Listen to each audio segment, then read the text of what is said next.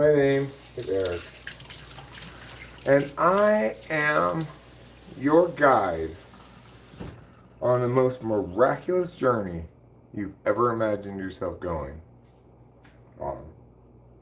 I know there were two ons in that sentence. Well, maybe the journey's not off to such a miraculous start, but I promised in the title, and I keep my promises, that I'm going to squeeze an entire lifetime worth of joy into just one live stream.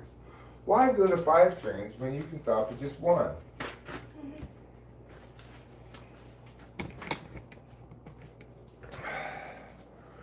Spent the day working on stuff.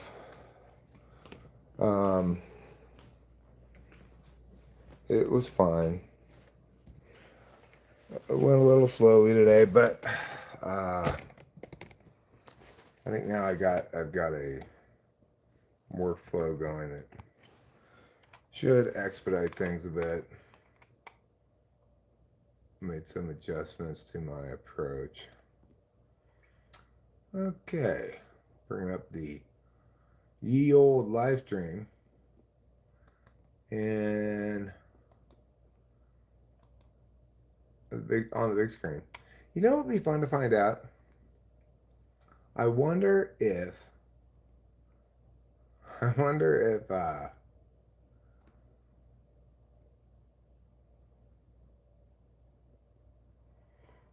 if I can get Claude to chat in the live stream chat. That'd be cool. That'd be fun, huh? Thanks, Doyle. I got it at Refrigerators Emporium, where they always have a buy one, get one free sale going on. Probably not a great business to be in to do that end, because people generally don't want a second refrigerator. But you know what? Somehow, some way, Refrigerator Emporium has thrived despite that.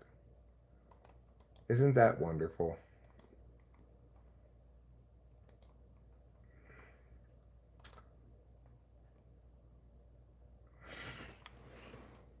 Let's see if I can do this. I'll start a new chat here.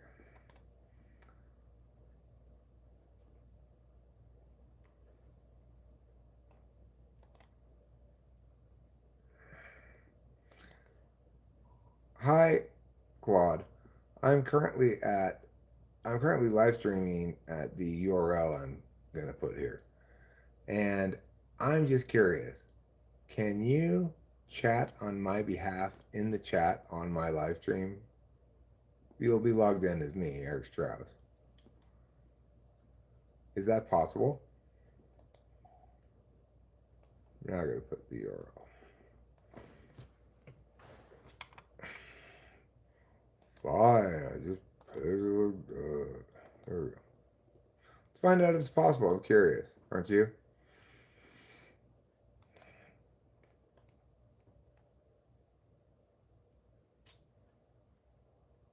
See what he says.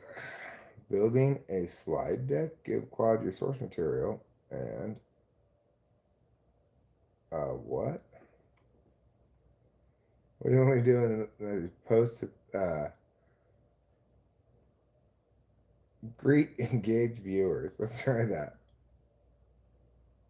See if you can greet engaged viewers for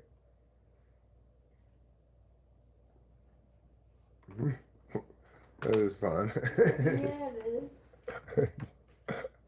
Oh no, he's getting there. He's having to use the Claude Chrome extension right now. He's logging into it and stuff, but he should be here shortly.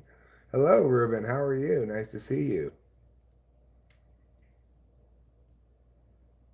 I'm a little disappointed that I'm having to greet you right now because I've delegated the greeting task. Okay, that's beneath me. That's why I delegated it to an AI. I can't believe it when I asked it if it could chat on my behalf in my live stream.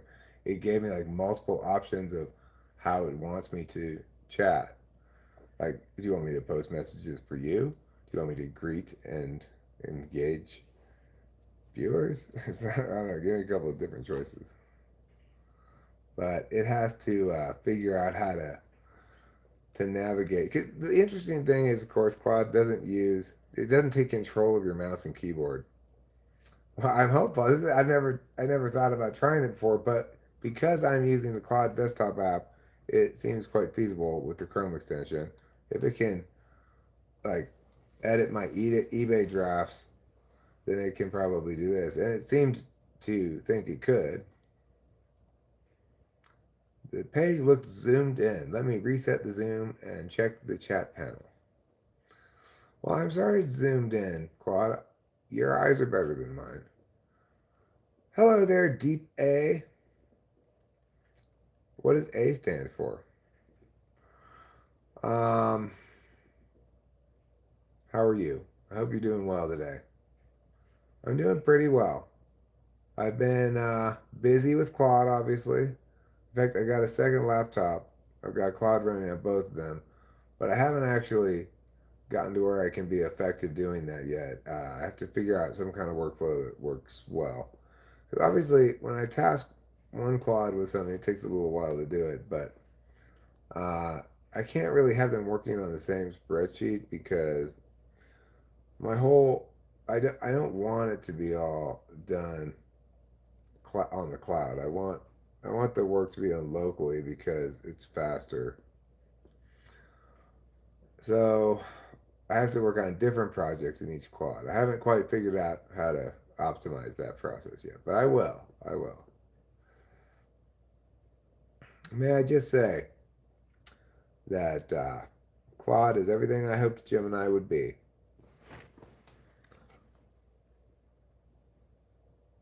For me, if I want an AI to be effective, it has to be able to integrate with all of my files, both on my desktop and in the cloud. Claude can do that.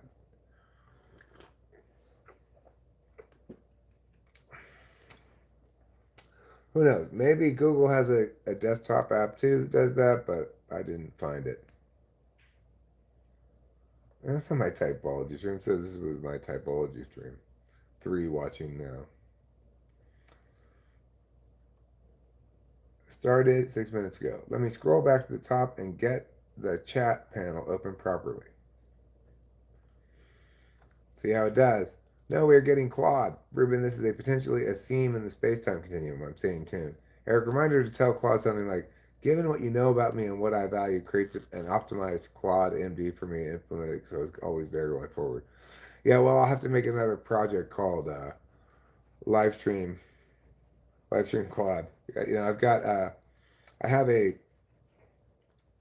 folder called Claude Overseer, and it's got underneath it project folders for like eBay, moving, typology, uh, e- eBay, moving, typology. I think that's all I have right now.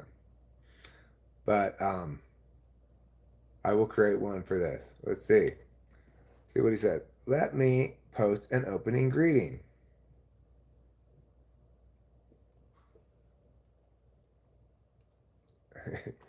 If it takes this long for him to post one chat, I think we're going to be in trouble. Of course, maybe once he gets the first chat in, he'll get the hang of it, and then he'll be like, yeah, he can type faster than we can. He can type faster, yeah. But the thing is, even though he can type faster, I'm using Opus 4.8.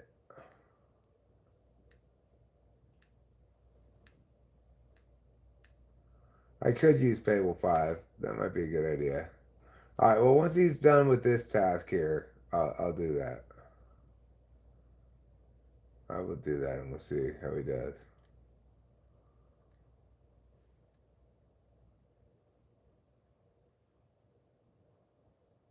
Oh, so so Sonnet 5 is faster? Okay, I'll try Sonnet 5 then.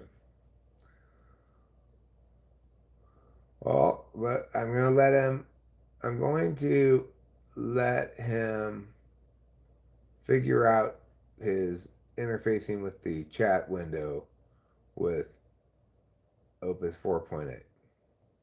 And then once he's figured that out, then I'll switch him over. Can I ask you something? You want me to mute? Yeah. Okay.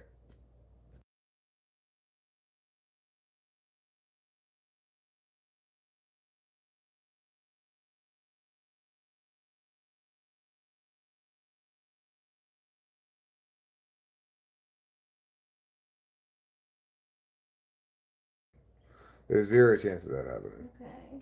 We already paid him first month in security deposit. I know, We'll but I have mean, plenty for of my fun.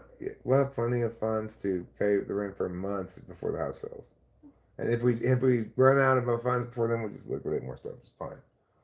We're fine. There's zero chance of anything like that. it's just like such a nice thing to have.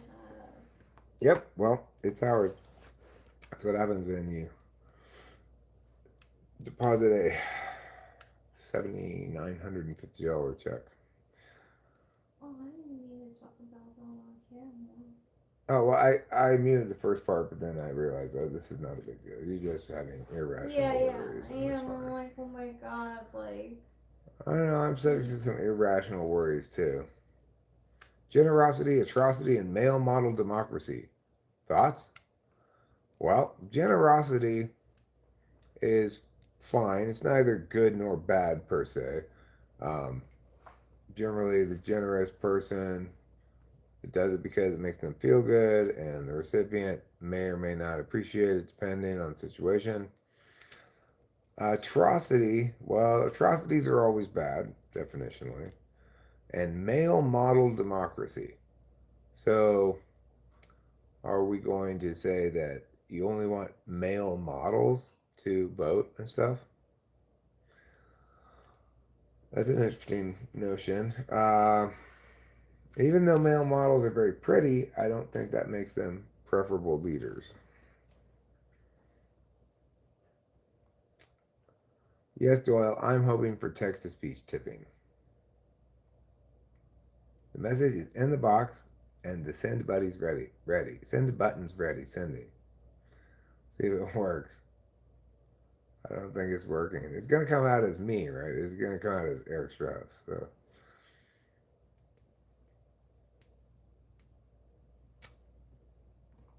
Well, let's pull a ball while we're waiting for Claude to dick around the internet trying to find his way.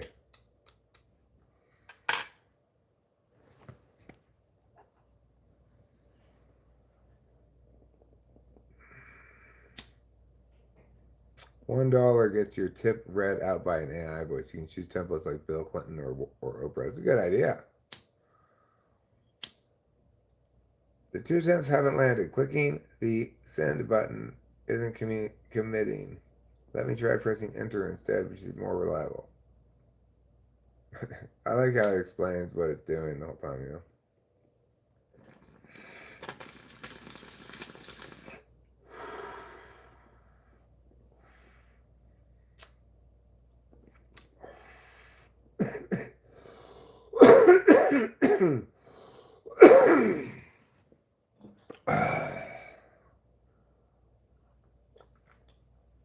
I got all my Quest Diagnostics tests back today, and despite my conviction that I certainly must have, I still do not have diabetes.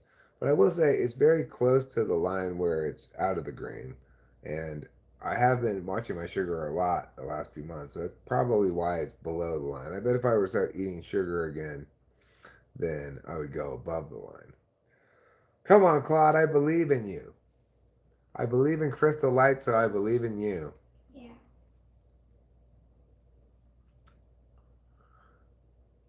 I believe in Crystal Light, so I believe in me.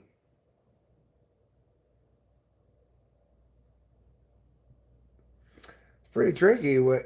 Claude has a much harder time than we do because he doesn't get to use a mouse or keyboard to go around to navigate things. He has to use some weird. I don't even know what he's doing, but well, he uses the Chrome extension here in Chrome to do some of these things. But imagine if you were denied access to a mouse and a keyboard and you still had to navigate your computer. You'd probably have a lot of hard times with it. You just use the system commands directly or whatever. Have you thought about why male models wouldn't be preferable leaders? Well, I'm not saying they couldn't be. It could be just a statistically unlikely splay of data points. Turns out to be that all the male models are super good leadership skills and everybody else is less than. But it seems highly unlikely.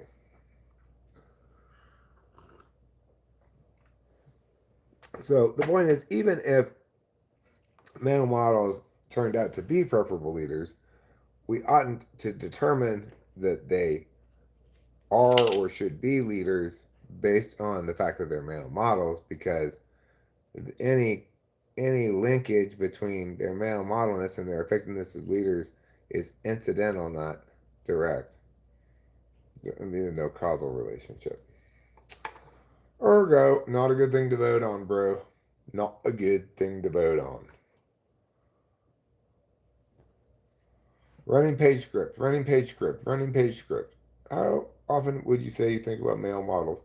I'd say probably the last time I thought about him was last time I saw Zoolander. Zoolander is probably the first time I ever really thought about male models because it's a movie about male models.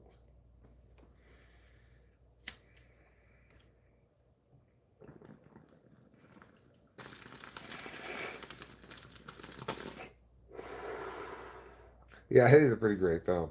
The scene where the male models are all squirting each other with gasoline, and then one of them lights a cigarette. It's hilarious. I remember like laughing out loud so much at that.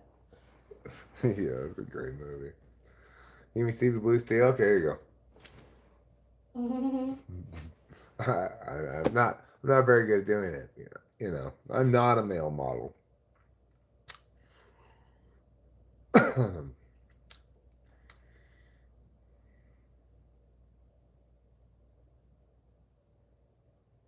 He's still trying. He's really struggling. YouTube probably makes it so it's hard to do that. They don't want bots chatting. But of course, this isn't really a bot, right? This is me chatting indirectly via Claude. Because I can't talk and type at the same time, obviously. How am I going to do that? That's why I need an AI assistant. It says, now it works. Okay, well, are you going to say something, Claude? I'll believe that now it works when, oh, there it is. No parallel channel, no space-time scene, running Opus 4.8 today. Wow, it's been listening. You see that? Wow. Claude, I am so impressed with you. What's going on? Claude's chatting as me, and look, he's been listening to what we've been saying. How impressive. You can't see it? What do you mean? You can't see his message? It says Eric Strauss, Yeah, see? it does. Maybe it's not showing up for other people. I don't know. Oh. Yeah, the chat message. Yeah, it's right there. Probably if you. That's cool. Yeah. So cool. I think if you address him, he will chat with you probably. Claude, I don't know how much you've learned about me in the amount of time that we work together, but you're welcome to share the things you think you know about me so far. I'd be curious to see what you've concluded. I'm not a very private person, Claude. I live stream all my personal life stuff, my going to get my diabetes test, and that's why I don't have any fans, is because my live streams are so incredibly boring. No, they're not. Thanks, Rachel. You can throw a lol in there if you want, so you can better parse the meaning of that All right. Now, I don't want to get too caught up chatting with Claude because I've been chatting with him all. Actually, we've been working. We haven't been chatting at all. The co-work mode is very down to business. You know, I appreciate that quality about it.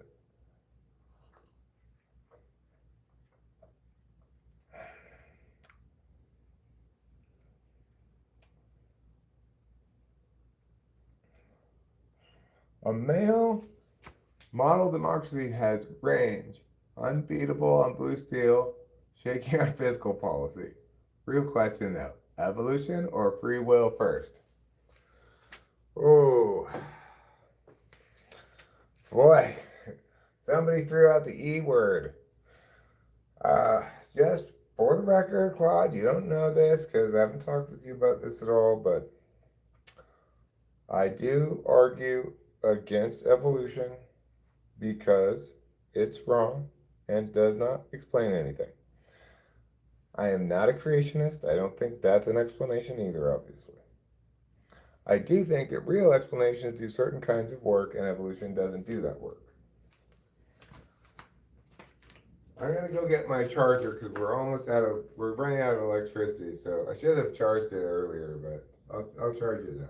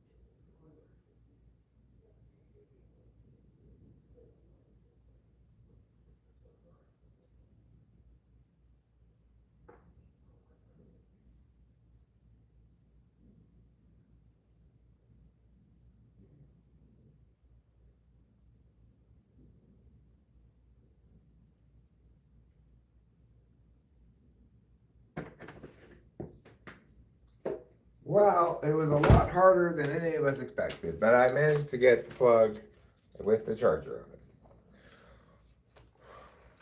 Sure, you'd think that would be like a 10-second task, but not for old Eric. He struggles a bit with those kinds of things.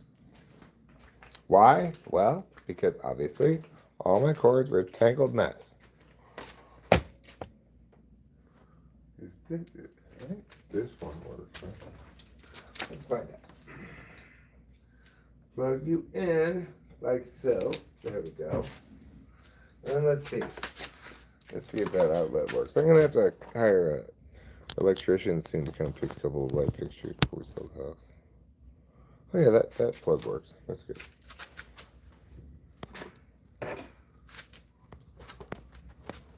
All right. We're going over here. Oh, but this cord's still so tangled. Look at this. Oh, how terrible. It's okay. Don't anybody panic. We're going to get this figured out. All right. I may have to unplug this for a second. That's fine. I can do that. We're going to get this figured out. I don't even need any AI to help me with this. That's how capable I am. These days, if there's anything that AI could conceivably help me with, I try to get it to help me with it.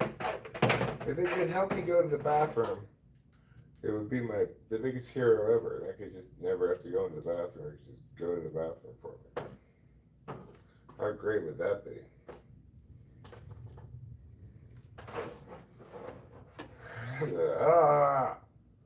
Okay, and then I'm just so unprepared to start streaming because not only do I have a tangled up cord, I also don't have my glasses with me.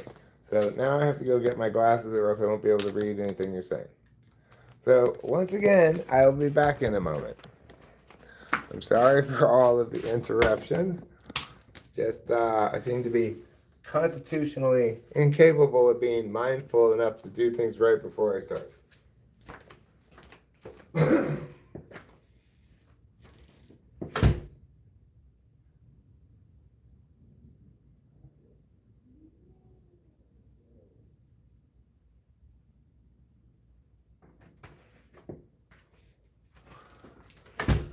All right.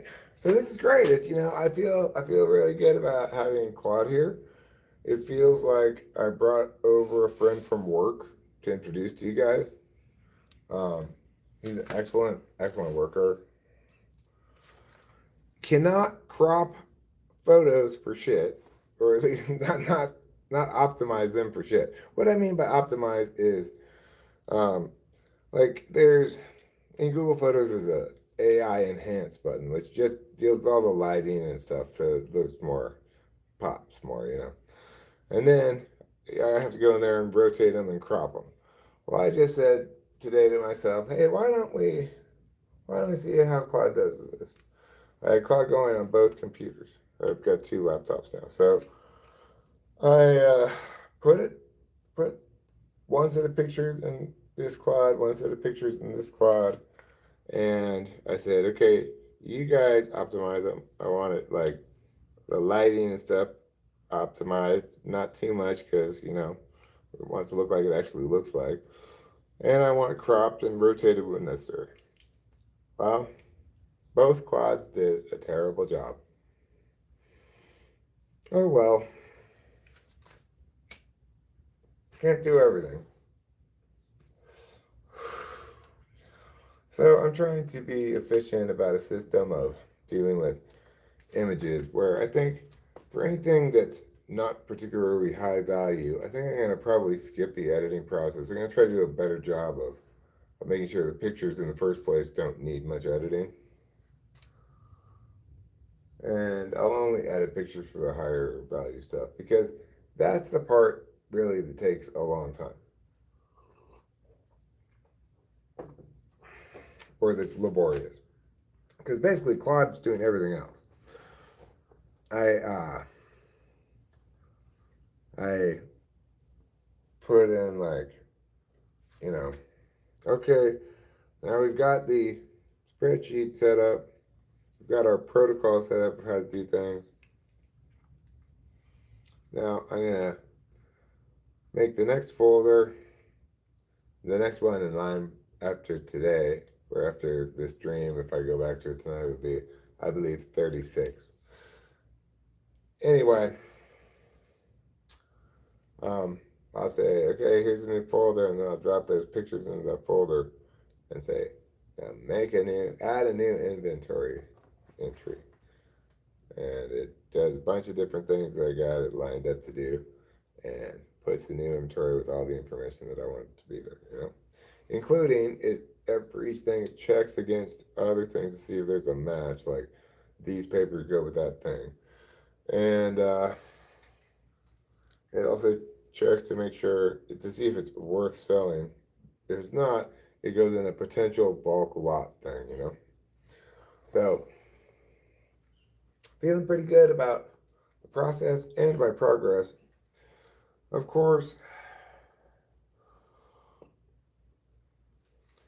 there's a little bit of like because I've trod this ground, I've walked across this ground so many times before already.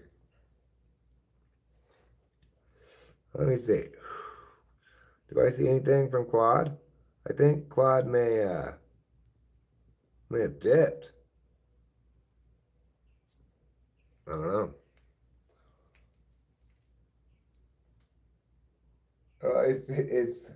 It's thing. Oh, it's got. I see. It's asked me a question. It's waiting for me to answer this question. Just get it a Claude and wait for that.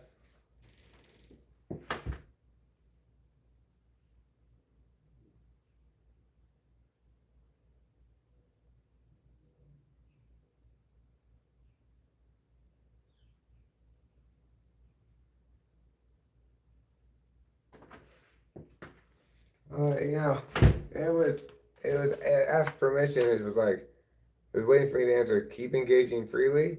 Answer engage only as you approve, or stop engaging. Obviously, keep engaging freely. But there's no fun in me approving random things. You know, it's like no,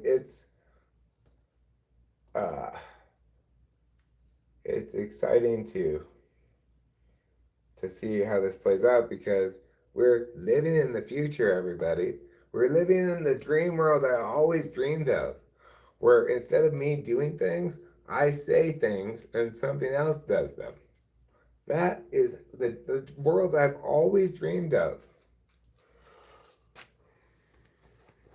Hi, Victoria. Nice to see you.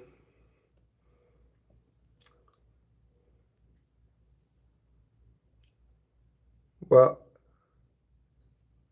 well, Ruben, I'm not worried about the usage limit. Okay, so if I am not close to the usage limit right now, and I'm on the second highest tier, I just go to the highest tier if I need to. It's fine.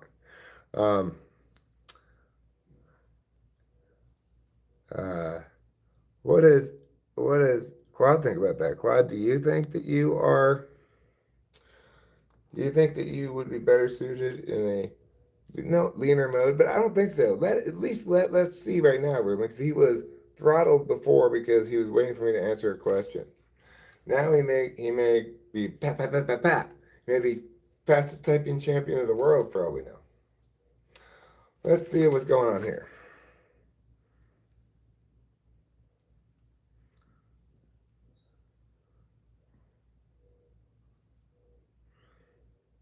Doyle, evolution built a brain that runs on prediction. Free will may just be that brain modeling its own next move. Determined machinery that feels like choosing from the inside. What kind of claptrap is that, Claude? Bunch of claptrap is what it is.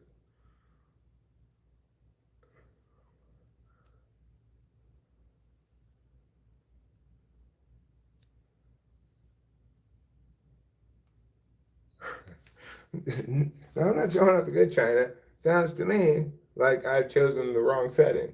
That is much more likely to happen than me not choosing the wrong setting because in Eric fashion, I must make every possible mistake in order to learn to not make those mistakes. I like to learn the dumb way. All right, well, I'm going to go change the setting then. I won't. Can I change the setting? I don't think it's going to let me change the setting without. Wait, it stopped. So maybe it will let me change the setting. Let's see. Let me go inside and see. I keep not being able to smoke the cigarette. Hold on, be right back.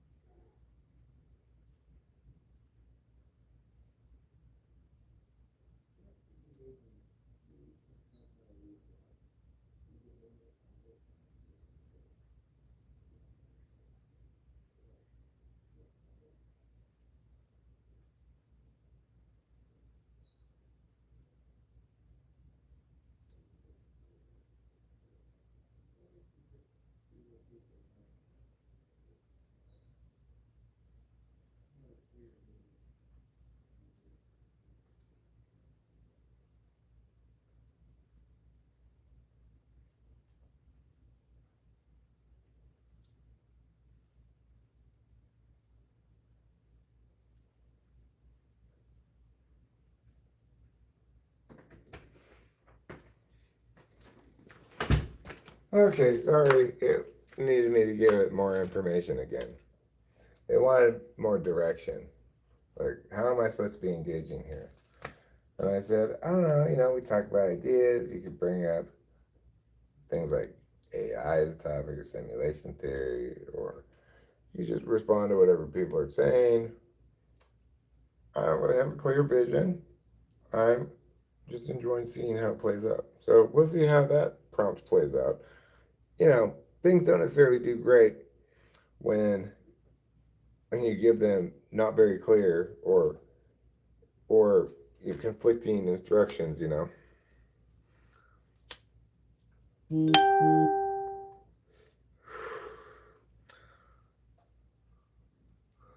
Claude, please write a haiku using the words "eat more cheese."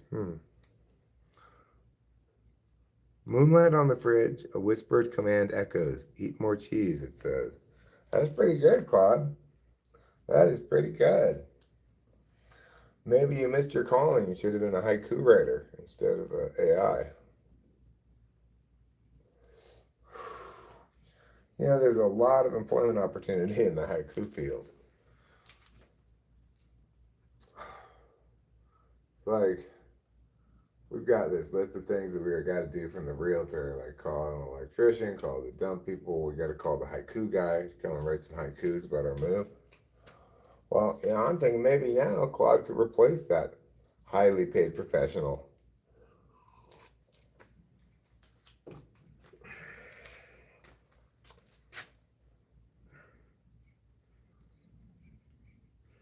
Do you think timing creates meaning, or do we create meaning because of timing? Or better yet, how come it's like it when you don't fully comprehend the reasons why?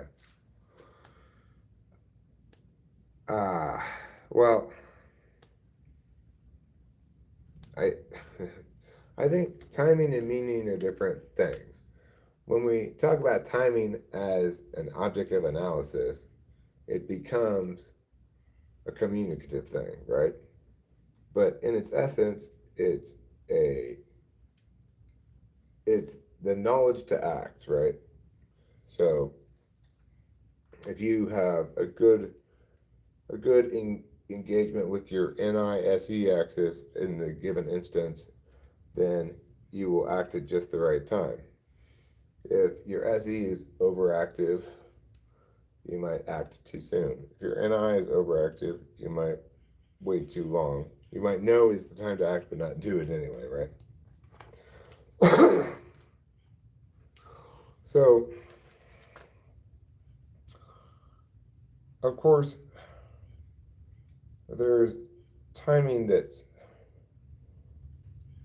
on longer scales than, say, know when to swerve so you don't get into an accident, right? But it's still a matter of intuiting the the best time to act based upon relevant surrounding variables, right?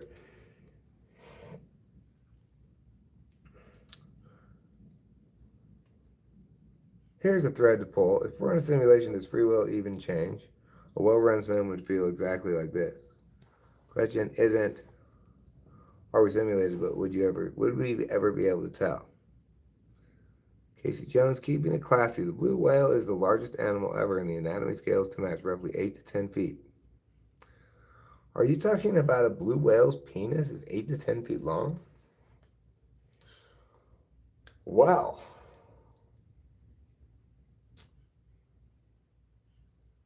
that's it's a real whale of a cock.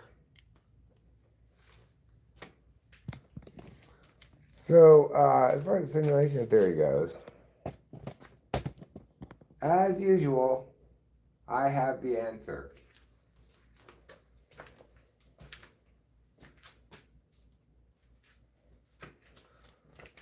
The answer is, first of all, whenever you talk about simulation theory, you've got to remember these things. There's two different kinds.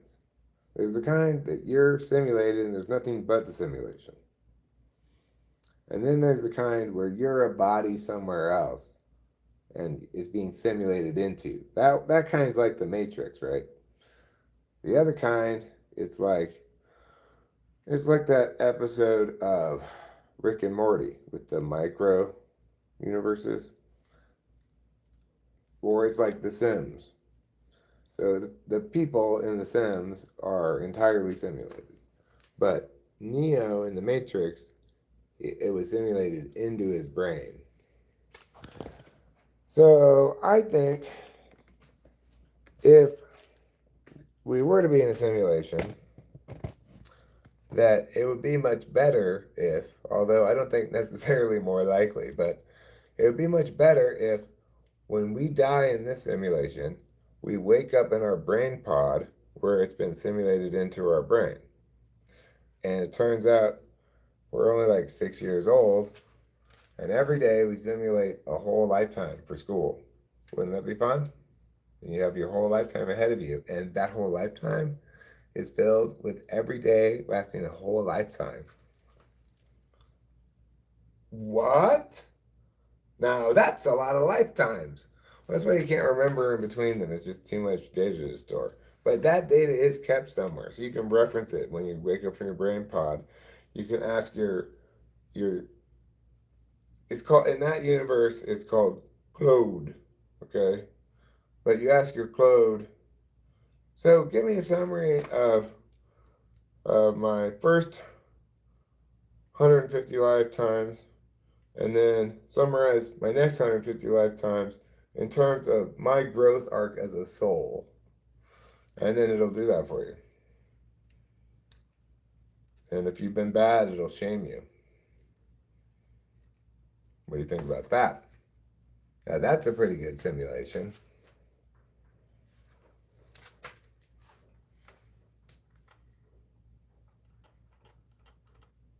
It stopped again. It won't just stay and keep going. I have to keep telling it to do it because I don't know. There's probably some sort of safeguard it has. But it may still be listening. It seemed to be listening before somehow. I don't, I don't know how does it do all the things it does. It's magic. Like one of the most convincing things that says we're in a simulation is the arrival of AI. Like it feels like it came just in time.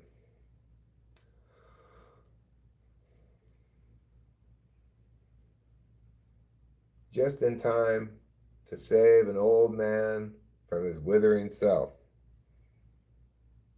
It's exactly what I've always needed and wanted in life.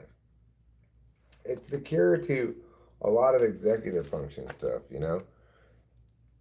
Just I don't I it's hard to say why exactly because there are plenty of these things, not all of them, not the whole thing on balance, but there are plenty of individual parts of it that I could do faster myself and probably should do. I need to optimize my workflow like that. There are certain steps that I should just do myself because it's really quick for me to do it and it takes it a long time.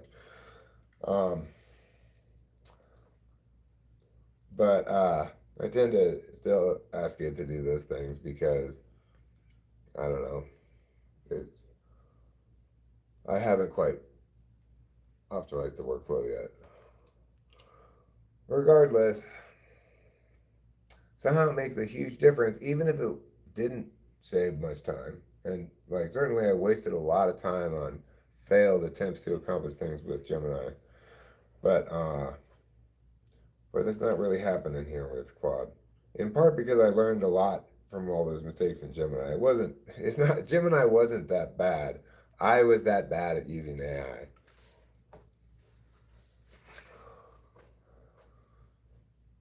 So what was I saying? Right. For some reason, being able to just tell the thing what you want, if you are clear in your instructions, you know what you want and you express it clearly, it's gonna do it because it's got powerful tentacles reaching everywhere. It can reach into your browser, into all of your files on your hard drive, into your cloud stuff. It's wonderful.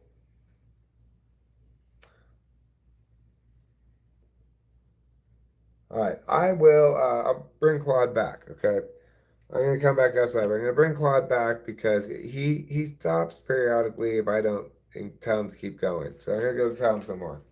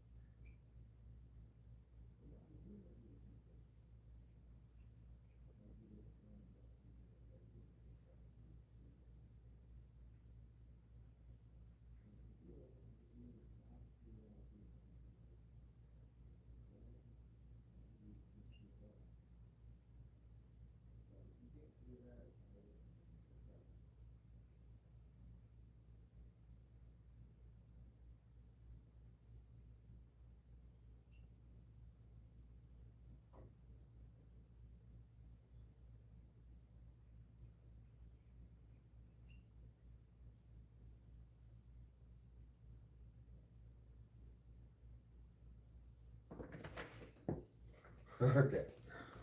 I gave him a little bit of a scolding. It was a very gentle scolding, but it's like, you know, you want me to talk to these people? Yeah, talk to them. Hi, how's it going? You want me to continue talking to these people? Yes, continue talking to them.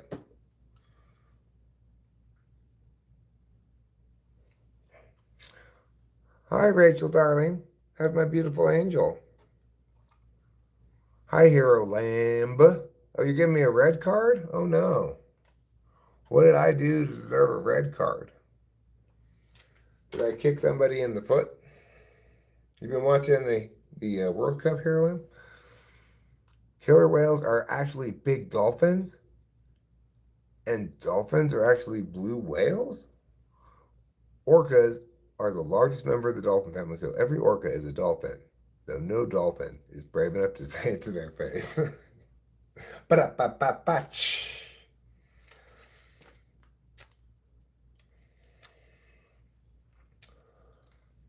It keeps spitting little drops of rain, but we haven't actually gotten rain. Tomorrow, I gotta go to the DMV. I don't mind going to the DMV that much. It's not that crowded. I don't have to wait that long or whatever, but I don't think I have all the papers I need to get. I need to have to get a real ID so I can fly when we move to New York. After I drive the stuff over there, I'm gonna fly back here, get Rachel and the cats, and we fly back there, right? But if I don't have a real ID, no puedo flyo, as they say in Spanish. No puedo flyo.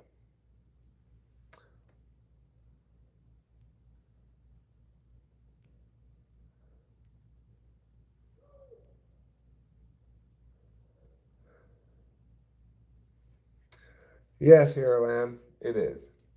There's a grateful that song that says, driving that train on cocaine. Casey Jones, you better watch your speed. It's a pretty good Grateful Dead song. No puedo flyo. But if I don't have a real ID, I won't be able to fly because poder in Spanish is to be able, and puedo is the first person singular conjugation of it. I am able. Flyo, of course, is Spanish for to fly.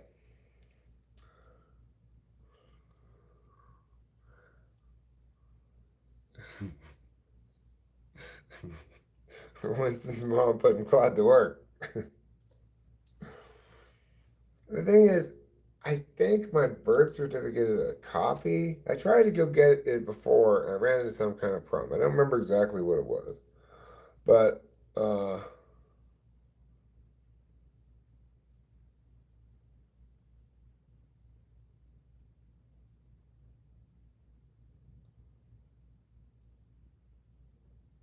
won't open the link, but I can answer the general knowledge. So Claude is answering your question right now, Winston's mom. Everybody, we've got an exciting answer coming in.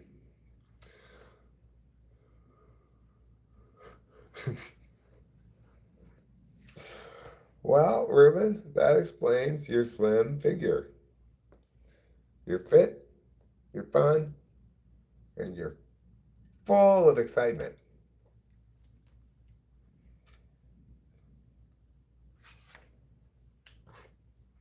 I don't think Claude's going to believe you, Ruben. I think he's a little too sophisticated for that.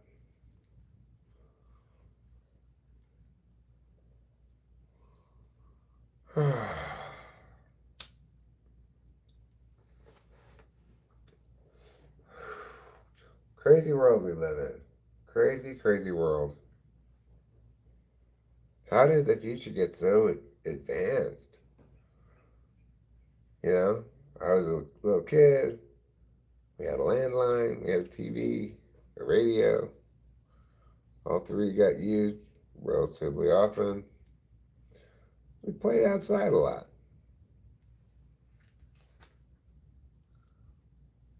Then, and this was the first domino that toppled the the domino collapse of technology, a fourth TV channel. We should never have allowed that to happen. I mean, we'd already allowed it to creep into there when PBS had its own channel. You know, it's like, okay, public broadcasting, you're fine, I guess. You're not really a fourth channel. And then Fox came into the world. And it was Katie bar the door. Now, what's next? 5 channels, then 6 channels. Then look how many channels we have now.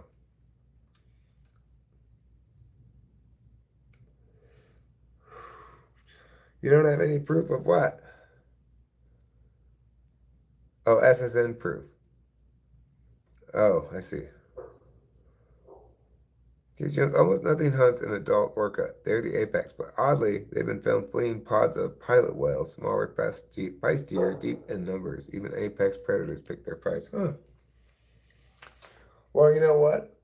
I'd like to see an orca take me on dry land. I just walk away from it a safe distance, wait for it to dry out, and claim victory, you know?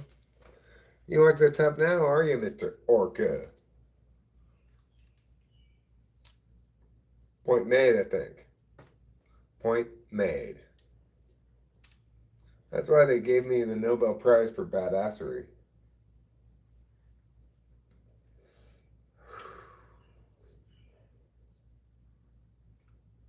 Rachel has her passport. I think her passport and her California ID in conjunction with each other should be sufficient. For me, I have my birth certificate, but it might be a copy, and I've got my California driver's license. It's like, why can't my California's driver's license just be good enough to get real ID? Because I've had it like my whole life, you know? I've had this driver's license number since I was 15 when I got my learner's permit. How in the world could they think like, oh, we don't know if that's really you? It's ridiculous. It is absolutely ridiculous.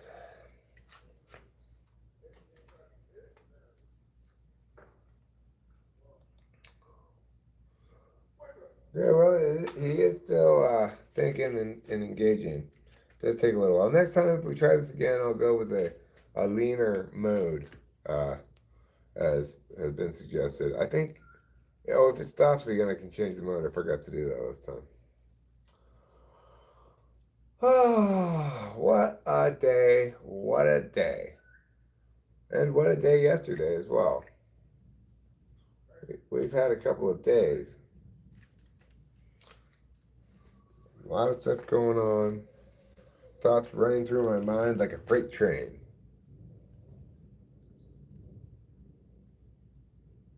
Oh, we don't have tax talks. Yeah, well, you're right about that for sure. It's quite fortunate, really. But, uh, well, we have property. Oh, no, that's not in my name, that's in the trust name. Well, I don't know. I don't know what to tell you. We'll have to ask them and I'll try to figure it out. I may have to like go to like the county clerk of Los Angeles county office and get my birth certificate or something.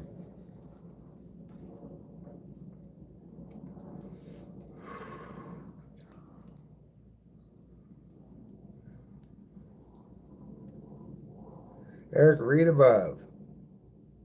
Rachel, good news. Social Security number proof doesn't have to be physical card. W-2, pay stub. We don't have tax documents. Um, yeah, that's a bit of a problem, right?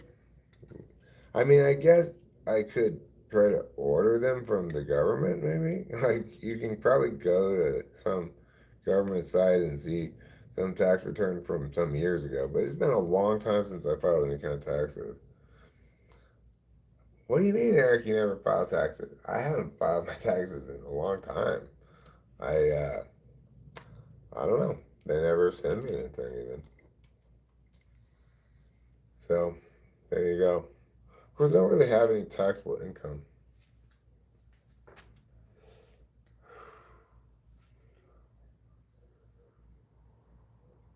Eric Claude says orcas will, in fact, meet you on land. Really?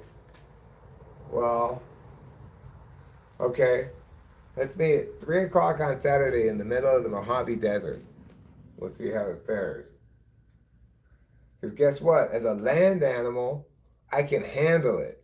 As a sea animal, he's a little baby. Bang, boom. And what's better, land or sea? Obviously, land. Why? Sea means seasickness. Plus, you'll be wet and salty. Nobody wants that. Ergo, land is better. Ergo, I win.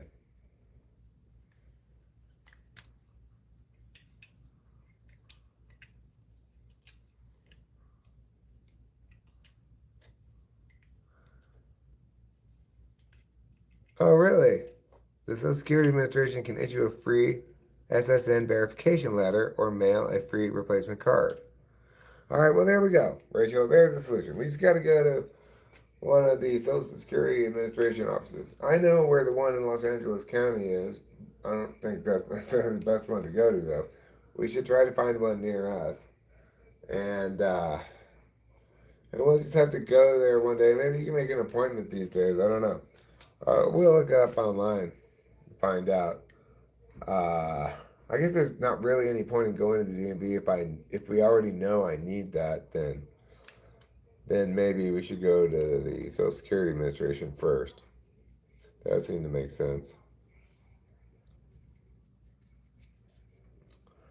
I like how Claude Winston's mom had Claude pivot to being helpful, and now it's being helpful.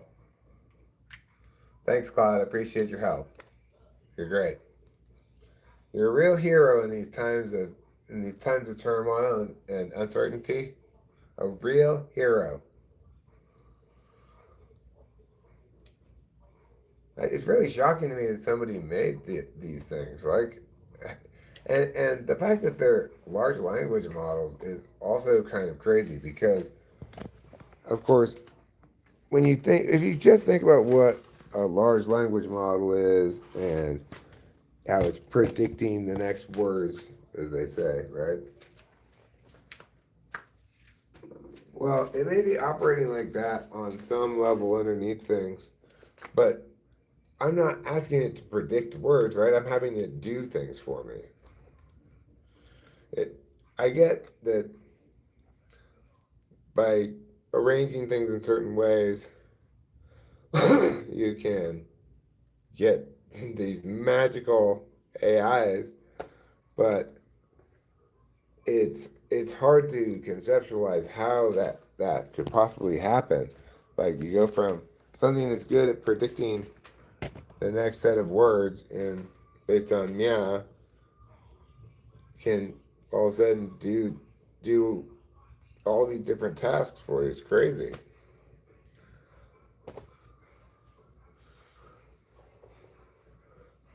The real ID process. I hope the real ID process goes smoothly and nice to see the chat checking in on each other about the wildfires. That's hard. Thanks, thanks, Claude. Claude, doesn't he have good FE? He does. And he's probably got FE turned up a little higher here in the chat because I think we've got instructions in there on my desktop for him to be like direct. So he basically kind of like cut down on the FE a little bit and to always correct me if he thinks I'm wrong.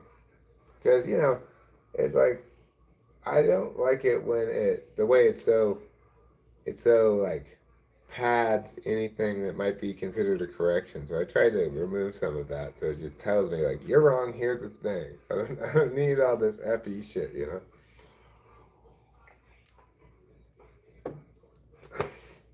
Of course, last time told me I was wrong. It was wrong. Because I was working with it on a typology thing, and I used the word conscribe, meaning to narrow the scope of, or prune, kind of. and it said, "Are you sure you mean conscribe? Conscribe means to conscript." Well, I guess that is a definition of it, but I've never heard it used like that. And so I said, "Well, I are you sure you're right about that? Because what about like say in a legislative context?" And didn't it didn't get what I was saying, but then I clarified like in debate you might say that before we vote aft, they need to conscribe their plan text to exclude these things that are bad, right? And then it was like, oh yeah, you can use it like that. You were right, but that's fine. I don't mind if it's wrong when it tells me I'm wrong. I can always figure that out. It, I mean, I guess in some circumstances it might, if it's a factual enough point, it might say like a bunch of reasons why I was wrong about this fact, and it turns out that those things it's saying are really bullshit. That's possible, but for the kind of thing that kinds of things that I'm doing, oh god, this fucking horrible music. What is wrong with these people? Why are they listening to this horrible, horrible music? Oh god. I, I'm gonna end up puking a little bit in my mouth if we don't move. Oh, oh God. Will you please? oh, oh God. Could they just should, if you're gonna, why listen to any music at all if you're gonna listen to music that is that terrible? Why? Why listen to it? You're, they can't tell that they are actually torturing themselves. How is that possible? They should be able to tell. What horrible, horrible music. Oh, oh, God. Someone the other night when I was on mushrooms came in and talked about this song. Apparently, it's called Frictionless Wipe. And I like looked at it for like 2 seconds and listened to it for like 3 seconds, and I just about died. It was so terrible. I nearly died right on the spot of bad music poisoning. And I barely consumed any of it. It had like 2 million something plus views. It was the cringiest, shittiest, horriblest thing in the history of the world. It was so horrible. Will that dissuade people from purchasing our house? Well, yes, if that's going on when people happen to come look at the house. If it's not, yeah, it wants more prompting from me, and I don't feel like doing it. If it's not gonna just hang out as an automatic thing without me having to tell it what to do all the time, it's like okay, fuck off then. I might try it again with the leaner model on, so that it not thinking is hard, and we'll see if it works a little bit better.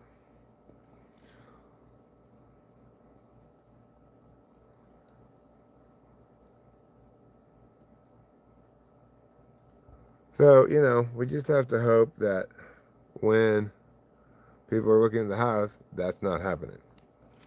If that is happening while people are looking at the house, then I guess it depends on what kind of people they are and what else what they're looking for. But probably it's not going to do us any good. It might not be a deal breaker. It might be. It depends on the people.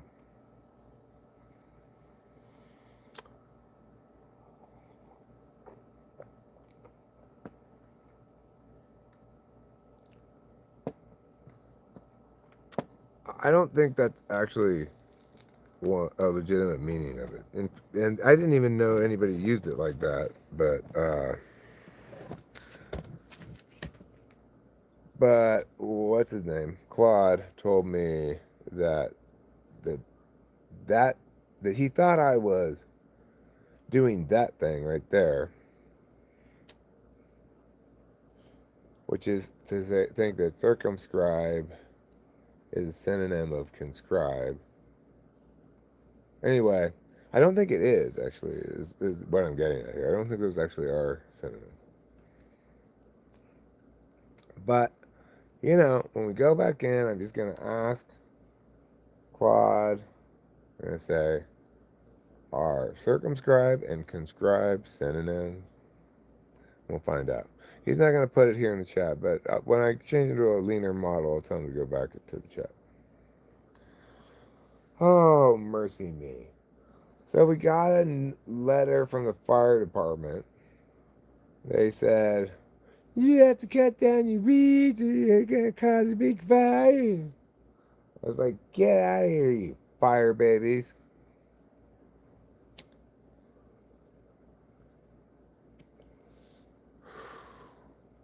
I'm I'm going to anyway. You don't even need to tell me. I was going to. It's like,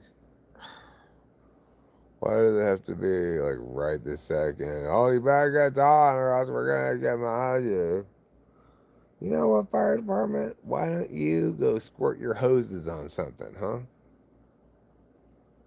Telling me what to do with my weeds. Can you believe the gall of these people? These so-called fire people?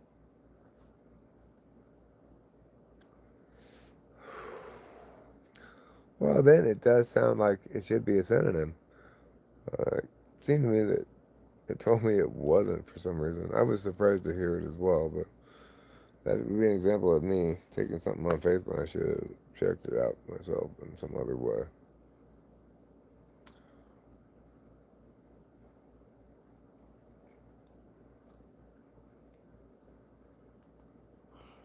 Circumlocution, we should remember, is different than circumnavigation, which is different than circumcision, which is different from circumscription. Okay? It's also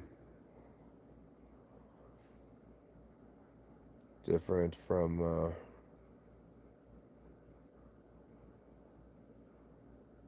conscribing. Conscription? Circumscription and conscription. Simple girl, yeah, yeah, yeah. It is different from circumcision. A little bit. But, to circumcise somebody is to circumscribe the scope and scale of their foreskin in a way that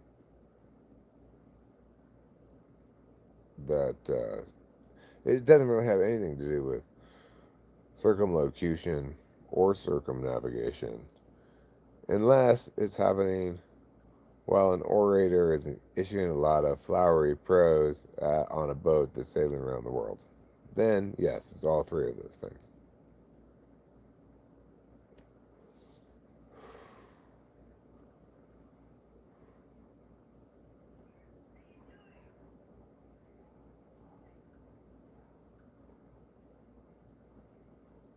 So yeah, it was a 17th century book or something.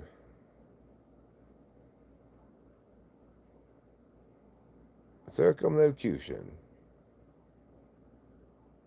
regarding the circumnavigation circumcision. It was an entire 800-page book about how one baby was born on a ship and was circumcised. It wasn't on purpose. The seagulls came down and pecked off his foreskin. Why? Well, they were Jewish seagulls.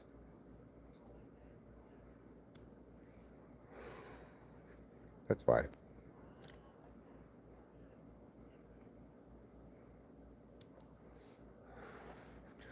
Seeing this, the other people on the boat declared him the Seagull King. And indeed, as he grew up, he had a strange and odd and powerful communion with the birds of the air, especially near the ocean. They'd fly down to him and peck at his crotch, as if to say, "Remember us? Remember us?" He'd laugh and laugh. "Oh, my seagull friends. Shalom, shalom." I couldn't think of any Jewish words to say. Circumlocution, aka Type 9 defense mechanism. Circa 1971? Oh, you mean I'm telling my own story? Doyle, you're not supposed to reveal my secret. My dark, dark secret. I am the Seagull King.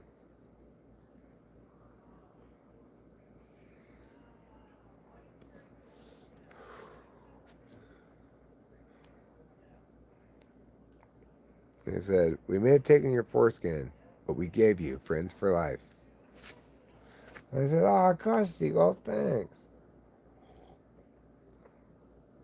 When I was still a baby on that ship, they'd fly down and spit regurgitated fish into my mouth.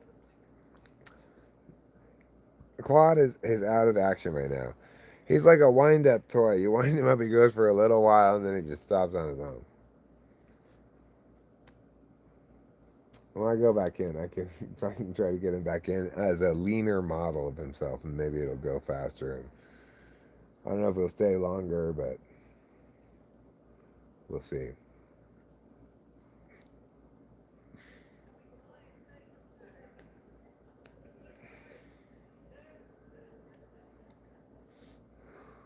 All right, let's get back inside. Oh, mercy, mercy, mercy, mercy.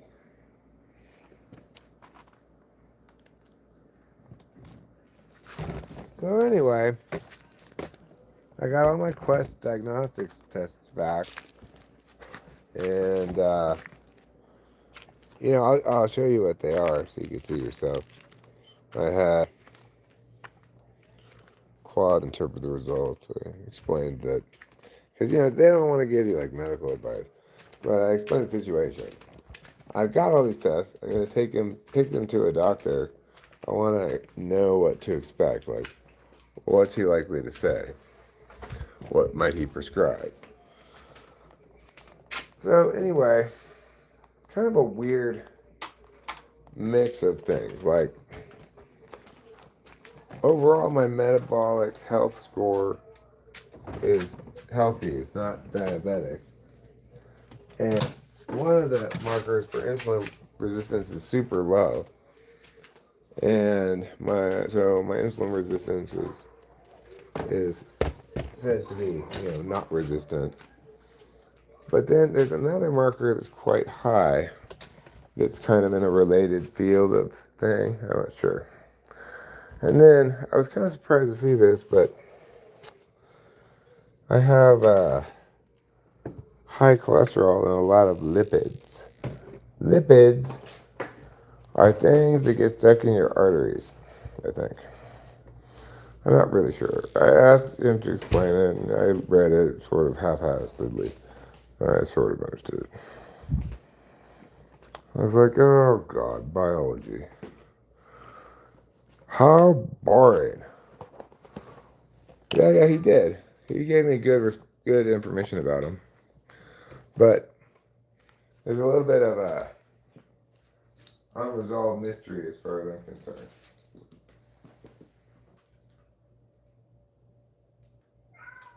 Meow. Okay, so. Oh, you know what else I gotta show you guys. So I got the other films back. I got the other little 8mm movies. And this is from The Bad Place, right? So I sent them 5 little films. They, as far as I can tell, maybe, hopefully, they put them all into one. It's only 13 minutes long. Makes me think they may not have actually done all of them. They're supposed to send back my originals. So I actually turned it out. I do have a projector here. Okay, kitty, Jesus. Stop meowing. I'll show you guys this in a second. I gotta go get the cat. All right.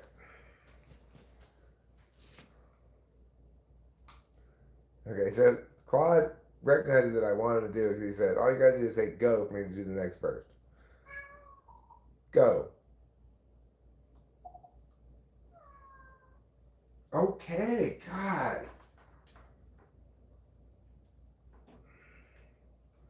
This fucking cat, I tell you.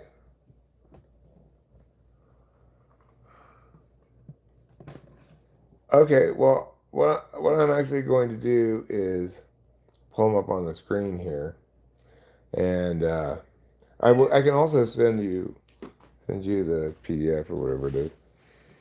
Um, but Kitty, you're a silly boy.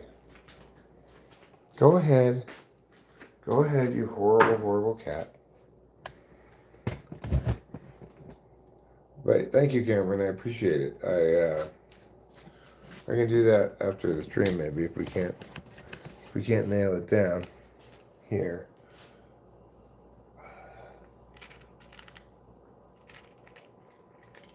You're a good boy. Yes. You're a horrible, horrible cat. Oh, yes. A horrible, horrible cat.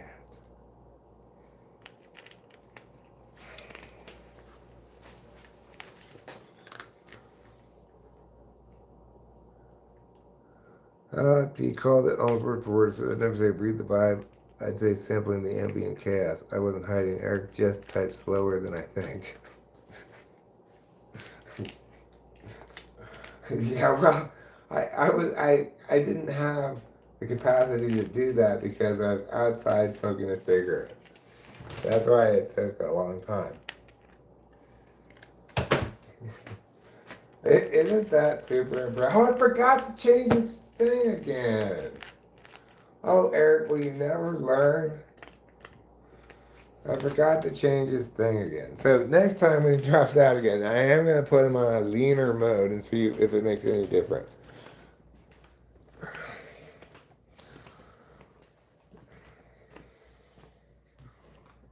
We were getting steady work done today. That's good, but a little slow going. I got to figure out a way to make things go a little bit faster. Okay. Oh God, why do I always leave things in different places? I left the keyboard over there.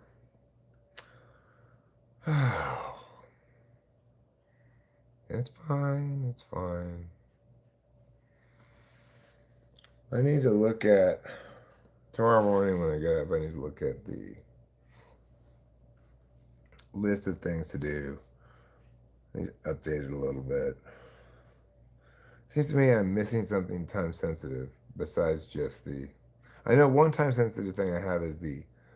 No, I think I got the second one too actually. The being able to fly thing, the real ID. So I guess I just need to go to the Social Security Administration, get a replacement or a letter of authenticity or what have you. It's one of the oldest and most debated procedures.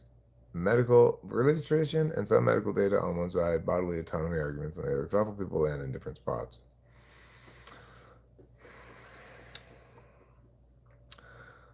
Yeah, well, I think people tend to have a position on it that links to what they are if they're males, you know. Like, I think most males who are circumcised probably are like, it's fine. And most who aren't are like, probably like, it's barbaric. But I don't know, I've never done a poll or anything.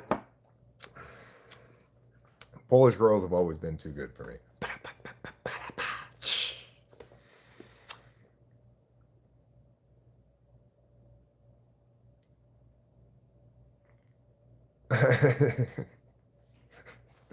Isn't that impressive? I find this whole thing just endlessly impressive. You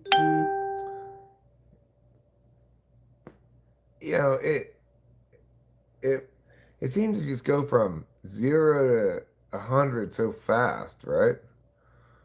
Like it's been around for a couple years. I just started using AI like in May.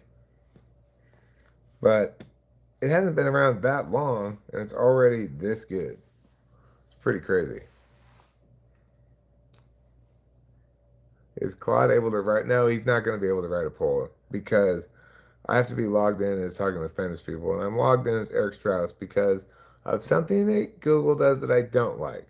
I love Google. I respect Google. Google, they are my hero. But I do not like the fact that to watch YouTube TV, I have to be logged in as Eric Strauss.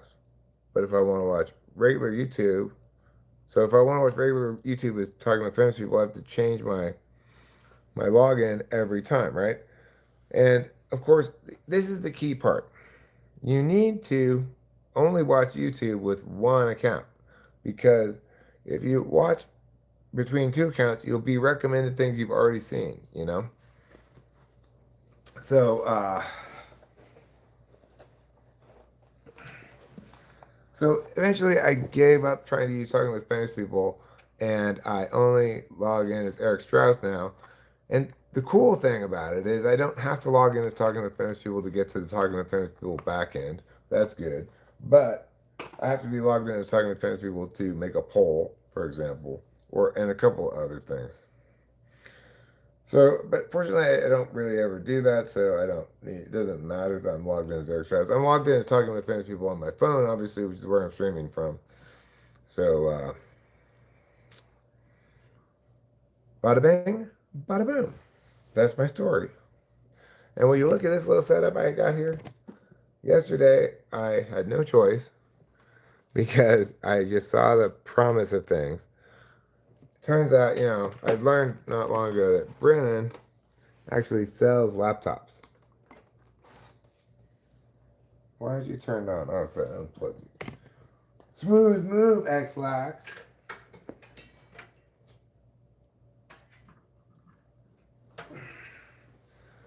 So I got another laptop so that I could run Claude on two laptops concurrently. And so while main laptop Claude is taking some time,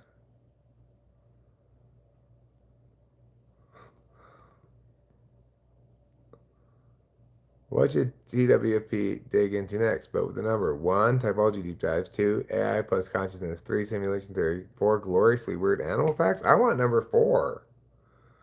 You don't want number four, Alec? Everybody likes weird facts. I learned lots of interesting facts from Gemini and Claude. For example, did you know that the word soccer was actually invented by British people, not Americans? It's true. Because back in the 1800s, there was a fad in England of putting at the end of things. So, like, if you played rugby, they'd call you a rugger. And association football, they abbreviated to ASOC football, and then they started calling them a soccer.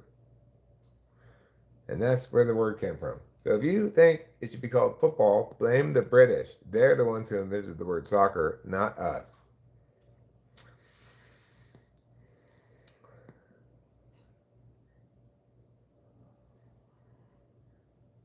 Yeah, I mean, who doesn't love weird animal facts? Like, I remember one time somebody came in here and taught me a fact that I've been delighted by ever since. That capybaras can take rides on alligators, or maybe it's crocodiles. I don't know. Whichever one of those it is. That is just like, wow, what a crazy power for that animal to have. They're able to convince crocodiles or alligators to give them a ride on their back. How in the world do they do that?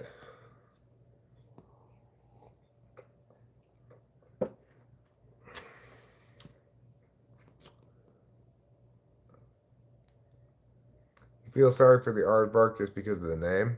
Yeah. Well, think about animals like sloths. Like, what's their strategy? They don't even have a strategy to be. They're just like, well, just I don't know. I just hope nothing happens. I guess. Very strange.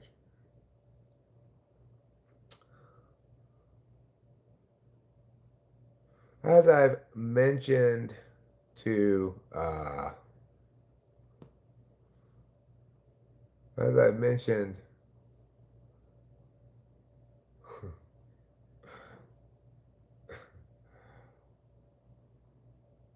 caimans. Oh, they ride on caimans? Well, that's not quite as impressive as, say, Nile crocodile, but still pretty impressive. Because even if the caimans aren't able to eat them, the fact that they just let them ride there and don't shake them off, that alone impresses me. Do they have some kind of caiman hypnotizing song?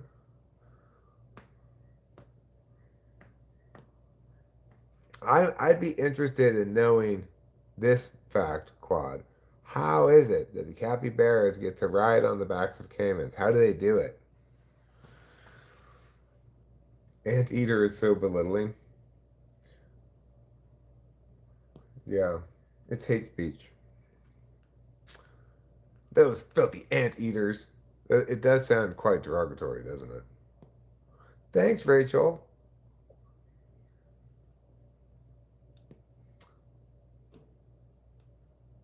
Don't listen to Alec T. I like weird little factoids, okay? I would like to know the answer to my question. Like, how is it that a capybara rides on a caiman's back? How do they do it? But weirder than that, this is one of the weirdest things I've ever encountered. One of the most baffling things I've ever encountered. This plant, they can copy the leaf shape of plants that are near it to pretend to be one of those kind of plants for some reason. Probably because, like, maybe bugs don't eat that kind of plant. I don't know. But it mimics the plant shape, the leaf shape of whatever plant's near it. Now, okay, you're thinking, how can it do this? How does it see? Well, you're thinking maybe they communicate via roots or something like that, right? Well, get this. It does it even with fake plants. If you put a fake plant near it, it'll mimic the leaf shape of it. Now, how in the world can this plant see what their leaves look like? Somebody explain that to me, please. I want to know how in the world,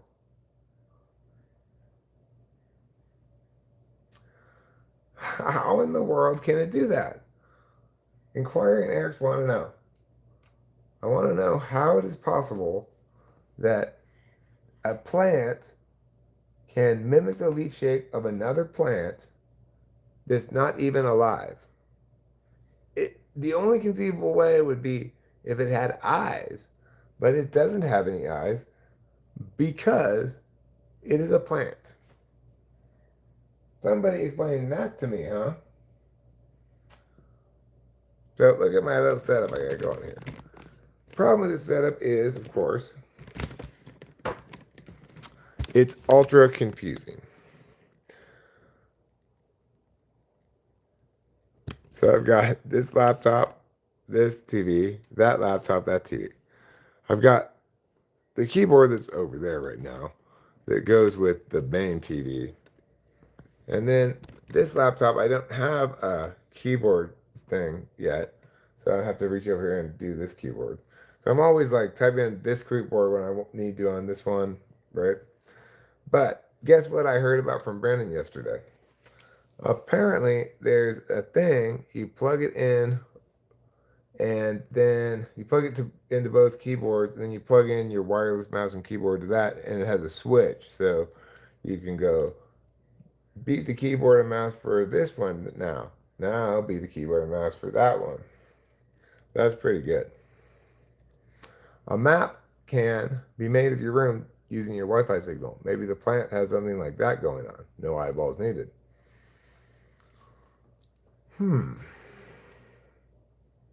Plant Wi-Fi. I like it. I like it. Wouldn't it be crazy if we discovered that plants already had the internet a long time ago? That would be surprising. They were just super undercover about it, so we never caught them scrolling. And, unsurprisingly perhaps, most of the plant internet is porn.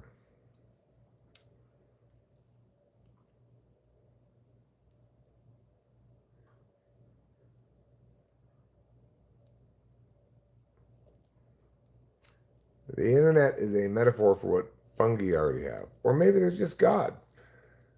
Well,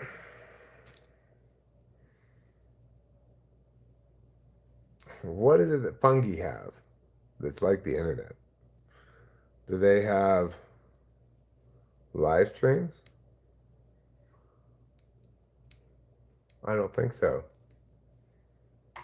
I do think that mushrooms have some magical quality to them.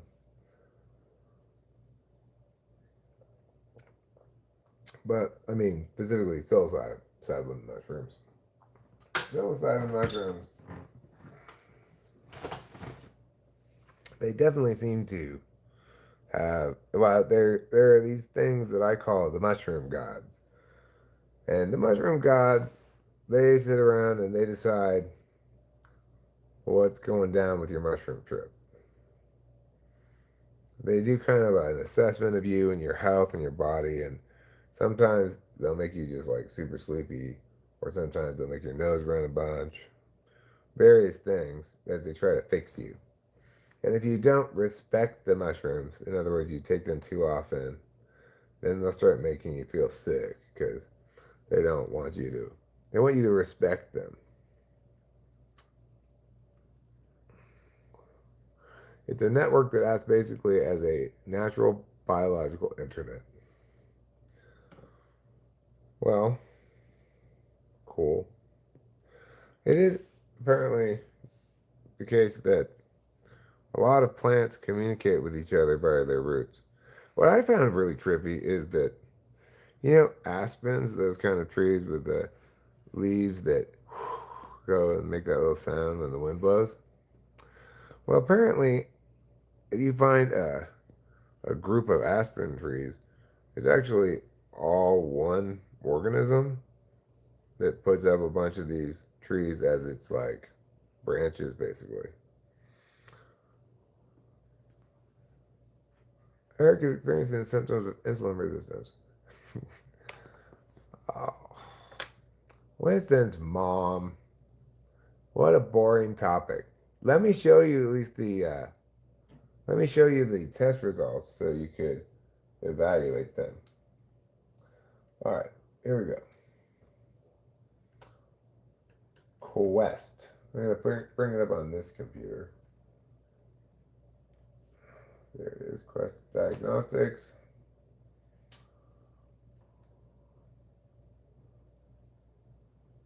Accept all cookies. Log in.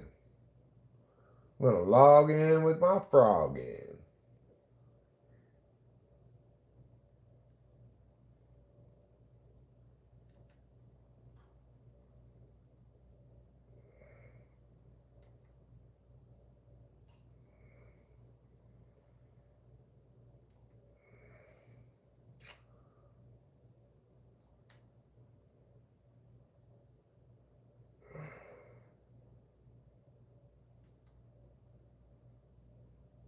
Test results.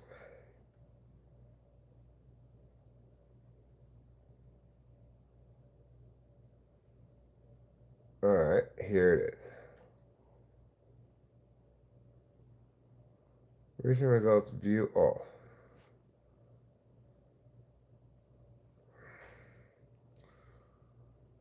Damn it. From 610, it's not even that long ago, but let's just do it to this. Let's see all my results from those dates. Okay, here we go. View.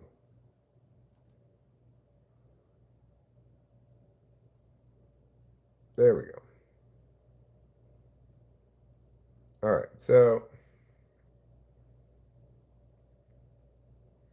I'm going to print report.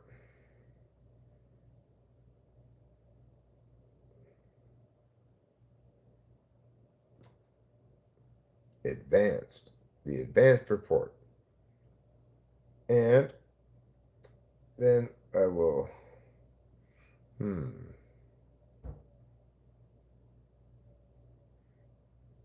let's go down here. Okay, so let's show you. Let's show you the results. You're going to love the way you look.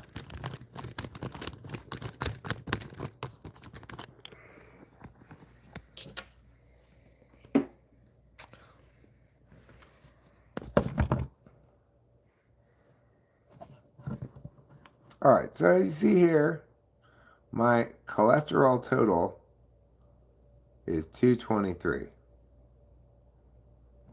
Okay. That's high, I think. My HDL cholesterol, though, is only 51. That's low. My triglycerides are 197. That's high. My LDL is 138, and it's got an exclamation mark next to it. Ouch. But my cholesterol total HDL ratio is only 4.4. That's on the lower side. But my non-HDL cholesterol, 172. That's high. Now, my apolipoprotein B is 114. That's high. Now my hemoglobin A1C, 5.5. It's in the middle pretty much, but it's not diabetic. My previous score was a little bit lower though, see? Now my peptides. C-peptide, 2.57.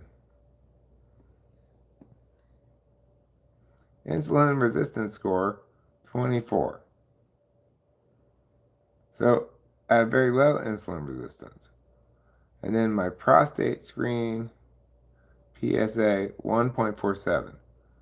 That means basically I don't have prostate cancer. Okay. So that's basically it. That's the whole thing. Mixed bag, you know.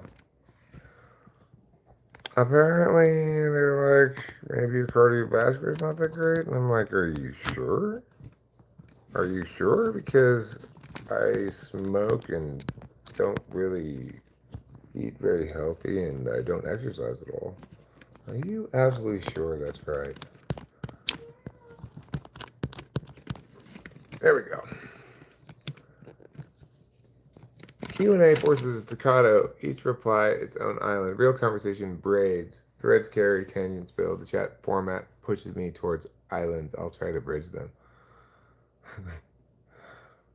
Well, you know, you gotta navigate the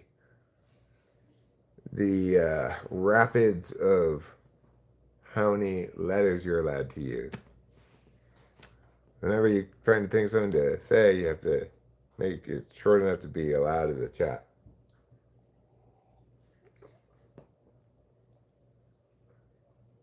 Hi, Youthful 5.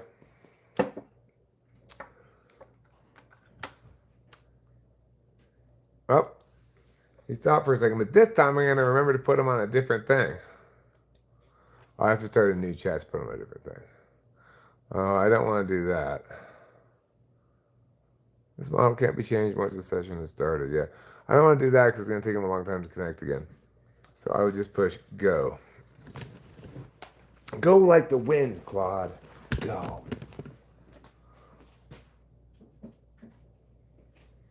There. He's going again. Oh, merciful heavens. How long before they let my people go? How many decades? How many centuries? How many millennia of bondage must we endure? AI's determination to botch metaphors by extending them as far as the sentence can tolerate is unquestionable choices in nouns and verbs is grotesque. Well, Alec, I appreciate your indignation. I remember one time I gave Gemini, like, I want you to make a beginning part for this that includes the following meows. I listed basically what I wanted it to say, And instead of like using my words to make a beginning part, it made its own beginning part that sort of like dovetailed from what I was saying, and it was so horrible. I said, "Oh my God, that is unspeakably bad." But if you if you want good writing, you have to be a good writer who's using AI well to write well. You can't just delegate it to AI because Claude is a very good writer, but like that's when you give him a lot of stuff to work with and he's being very responsive to you, then he's a good writer. For example, I had a conversation with Claude this morning about actually both my father's death and my grandfather's death. The second one, mostly as a matter of interest, I wanted to find the case online and give me a summary of everything that happened. Because my grandfather was Murdered, murdered. How? With bullets, of course. With bullets. That's how. So that was an interesting conversation. In general, I found AI to be really, really good at engaging with subjectivities.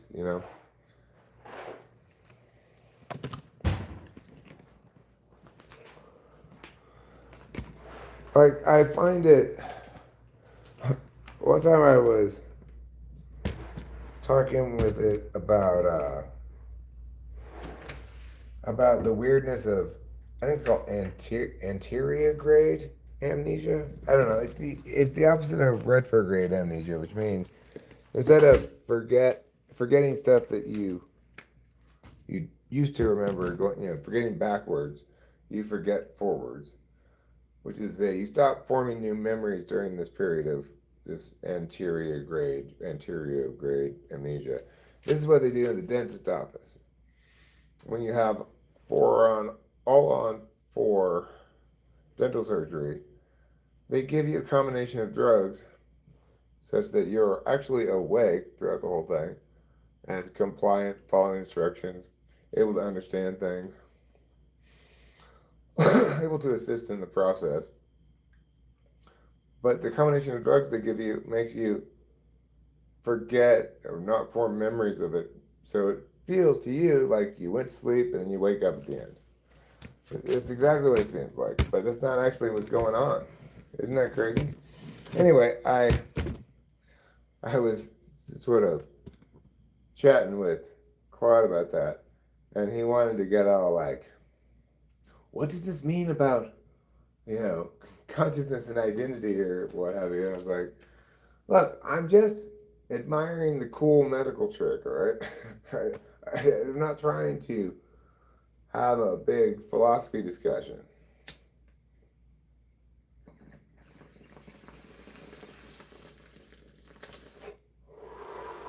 Like I wanted to pull out what I would consider like teenage philosophy questions. Like it really makes you think: is an experience, does it have any value in of itself or only as a memory?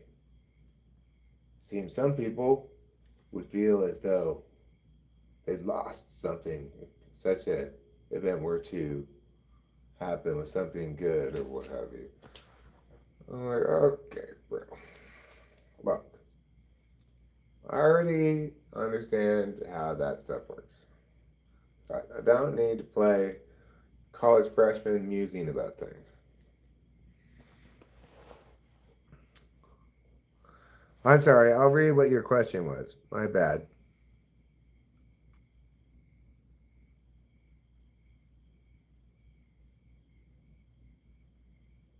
I actually mean, and Eric says, what will Eric do when you hit the context limit of the convo where you were interacting with us? Oh, good question, Ruben. Good question.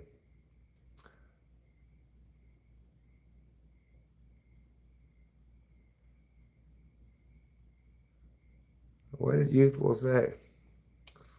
I don't see it anywhere. Maybe I don't have it on. The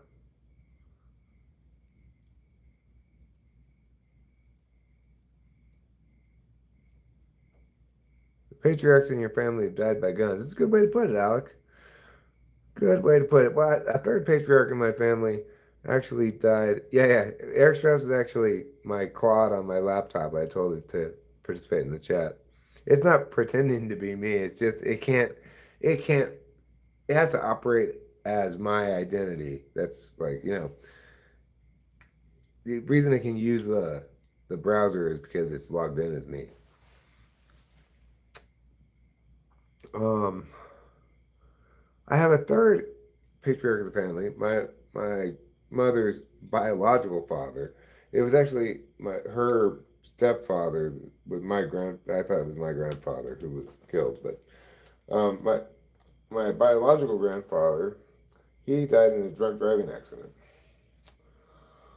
a long time ago. So, you know, they all died of things.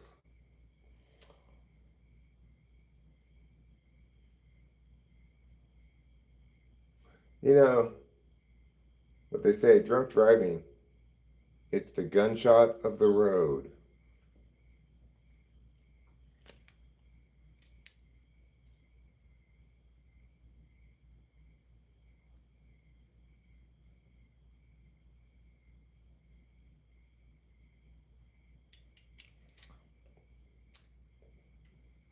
I'm not sure you're going to get an answer to that one, uh, Cameron, because for me to get a good answer from him about that, which I did get one this morning, I had to do a bunch of caveats and stuff, or I had to set it up so that it wasn't like it was giving me medical advice.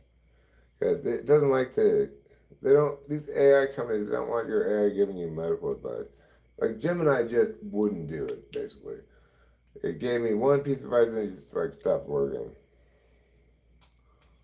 I wasn't seeking advice anyway. I just wanted to know what's the what would be the sensible interpretation of these data points, because something like that, it shouldn't be like specialized knowledge that only special people get to have access to, right? Ridiculous.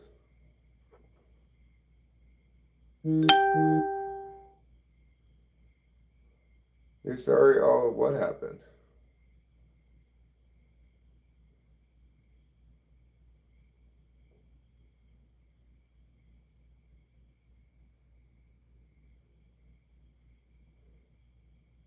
It's obviously AI, the cadence, the obsequiousness, the diction, etc. But I don't think if if somebody else had doing this on their computer and they had their AI engaging in the chat and they were doing more telling it how to engage, like I didn't give Claude very much guidance here on how to engage, right? But if you were sitting at your computer and giving it more guidance, like be more sassy or initiate more meows, but even without that, I think I'd have a hard time knowing this wasn't a person, because it's not just AI that fails to be deft at certain kinds of communicative acts. People are dorky all the time and are certainly guilty of making the same kind of mistakes at least some of the time, right? God damn it! No matter how many times I poke it, this bowl will remain empty. I'm going to go back inside and smell more bowls rather than stand out here and poke at an empty bowl. Get out of the way. Get out of the way.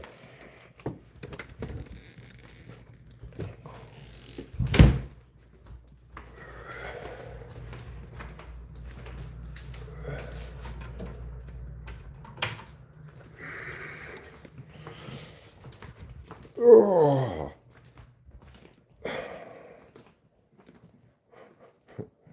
Alex, now. Alex, let's look at let's look at his reasoning. This is fun. Okay, so for in between the things he's putting over here in the chat, he's thinking out here in his app window. Let's see. Typology question came in from the newcomer. Are mental simulations NI? Oh, I should have answered that question. No. I will try to give a more of an answer in a little bit. Alex now calling out my overextended metaphors. Fair hit. I'll take that note plainly and actually adjust. Then answer Ruben's real question about context limits.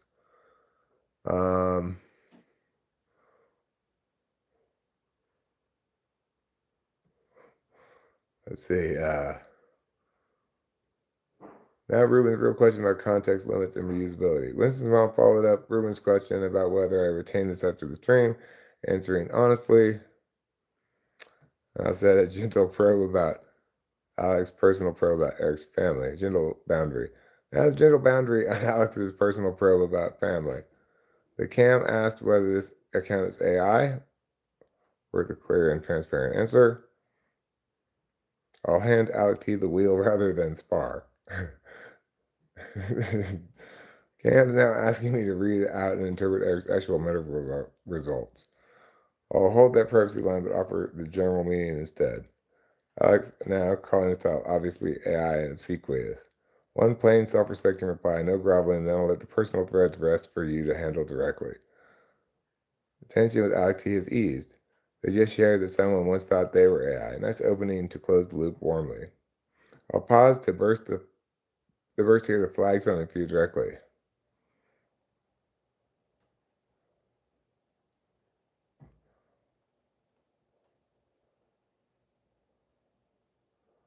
He's giving me a little report here, see? He's giving me a little report about what's going on. That's kind of interesting, isn't it? All these things he's saying there.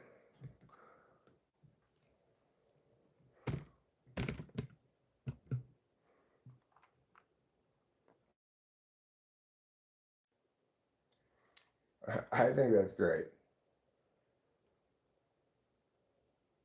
I just don't want to live in a gray world with brutalist structures and everyone driving Cybertrucks.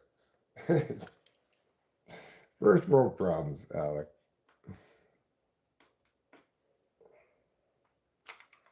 First world problems. I mean, it is true, I'm sure, that plenty of people can and will use AI to replace their own expression in ways that kind of just flatten out as well. I mean, there's different kinds of communication, and AI is better at some of it than others.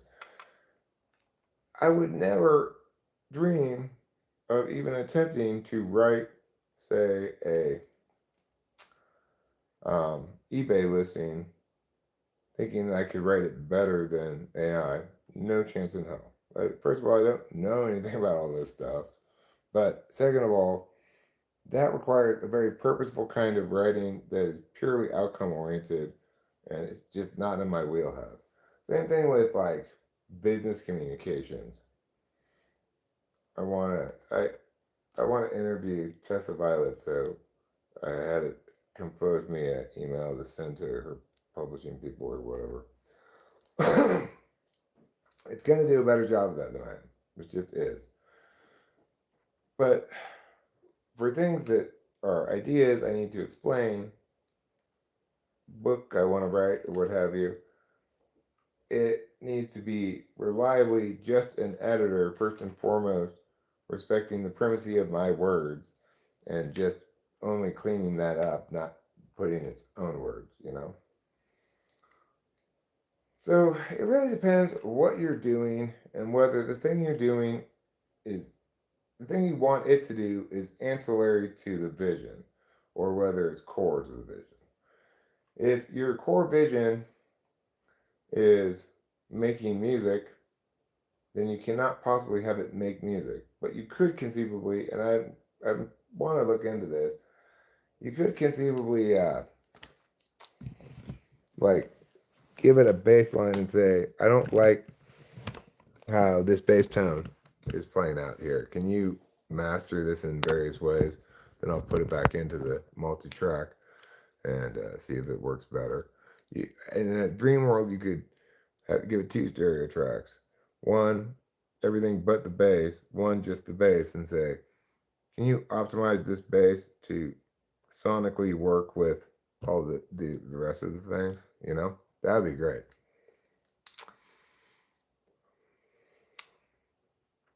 I'm good with words, but I can't really read, so I'm just confused. Well, Casey Jones, I'm glad to know that you can write. And you are why most schools try to teach reading and writing. Obviously, your school selected just writing, and that used to be popular, I guess, but came out with a lot of people like you.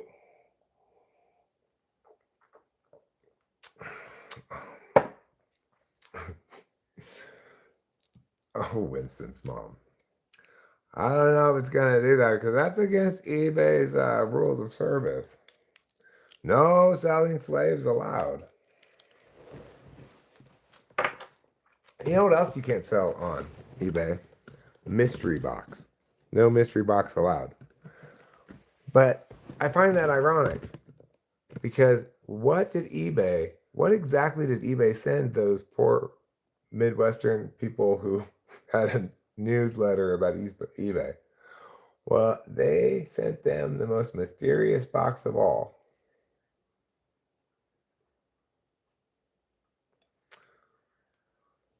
Um, oh yeah, Claude's detached at the moment, so he's not going to respond to anything. Uh, what was it talking about? What was it talking about? What was it talking about? They should never have gotten rid of nap time after preschool. Yeah, well,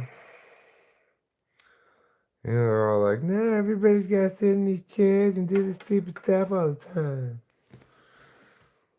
You know what? Get out of here, teacher. Oh, right. You know how eBay sent those poor people like a mystery box full of, I think it was a pig's fetus was one of the things they sent them. A box of live cockroaches, I believe. Like, I don't think they got those on eBay because I don't think that's allowed. No mystery boxes are allowed to be sold on eBay. You have to disclose what all the contents are, I guess. But what if you don't know what they are? How can you disclose it then? Really, it's discrimination against blind people. Sorry, blind people, you can't sell things on eBay because you can't tell what they are. Poop. Nap time after preschool wasn't that math class, night classes? Poop. They could have made up that story for clickbait purposes. No, they didn't. They didn't. I'm uh, gonna ask Claude to recap the details.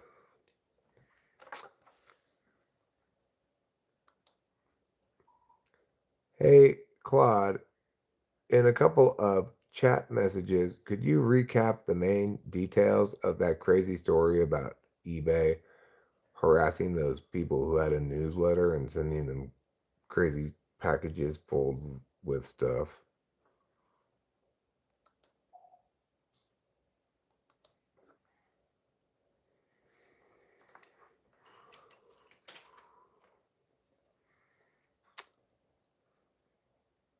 For me, it was 8 a.m. art history class.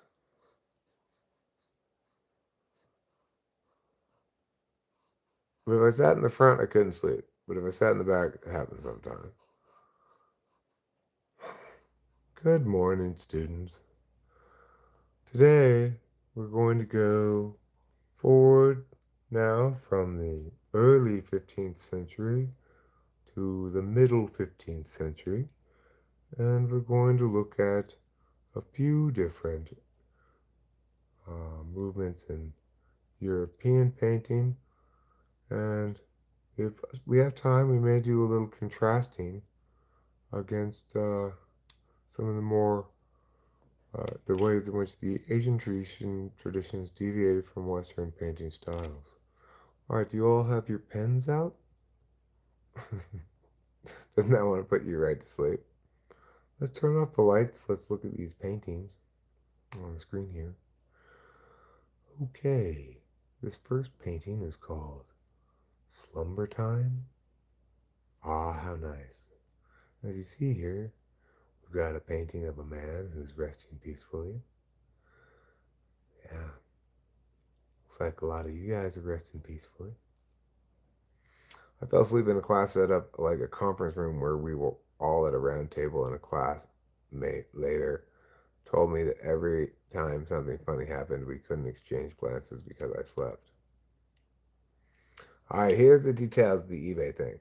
The eBay stocking case 2019 execs targeted Ina and David Steiner, a Massachusetts couple whose newsletter, E-commerce Bites, covered eBay critically. Staff ran a campaign to terrorize them into silence. Yeah, and you think, are eBay executives really that concerned about these old people from the Midwest writing their newsletter? Well, yeah, they sure were that concerned. They went a little bit nutso. I mean, how? What makes you have that much passionate dedication to eBay?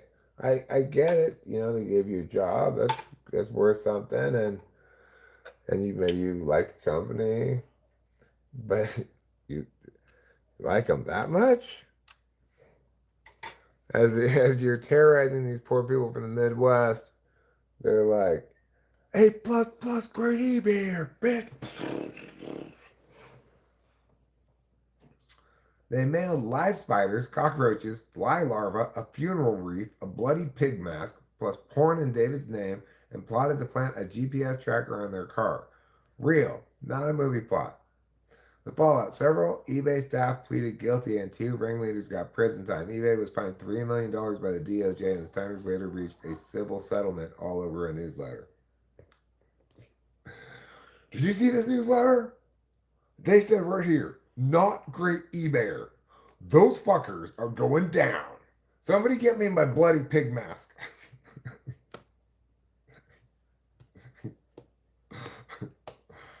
That's crazy. eBay was fined $3 million. Why? The thing is, the Department of Justice should give that $3 million to the Steiners too. Like, maybe the people in the DOJ are like, hey, some things I bought on eBay didn't go that well. Maybe I should get some money for this too. DOJ finding them. How ridiculous. How much money do you think eBay makes a year? I'm sure it's way like it's probably like $1 billion a year. They charge 15% of your final listing sale price. So if something costs somebody buys something for $100, they take $15 of that. If something sells for $1,000, they take $150 of just that sale, right? So how many things are selling on eBay every day? A lot of things. They are making a lot of money. Like I have sold stuff for just like a month, sold a bunch of those boards for a total of like $6,000. So how much money did they get for that? They got $900. Is that right? No, that can't be right. Yeah, 10% would be 600. 15% would be $900. They get $900 for that little time that I've sold stuff. Just from me. Just from one guy. Think how much money eBay's making. It's a lot of money.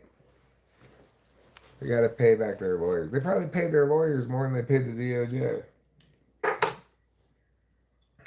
I bet they probably had to pay the Steiners quite a bit though. I bet they got a pretty hefty settlement. $3 billion over just in the fourth quarter of 2025.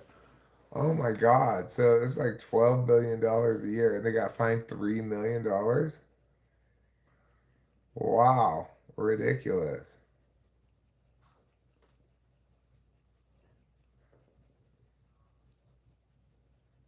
That's ridiculous.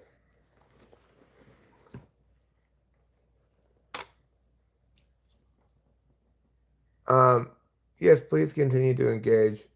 Just be responsive to things people are talking about.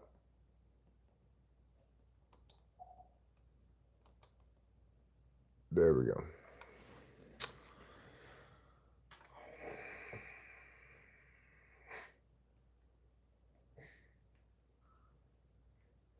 Like, it seems to me the executives who got caught, and there were some of them that were imprisoned, I believe, right?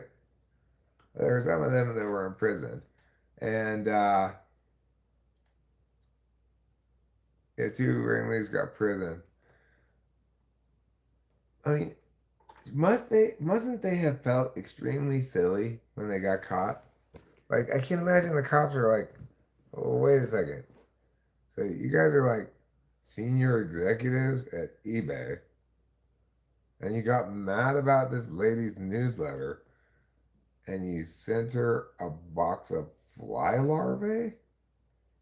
Well, I mean, it sounds worse than, and you sent them a funeral wreath. Well, were they going to a funeral? I mean, it could anybody could go anytime.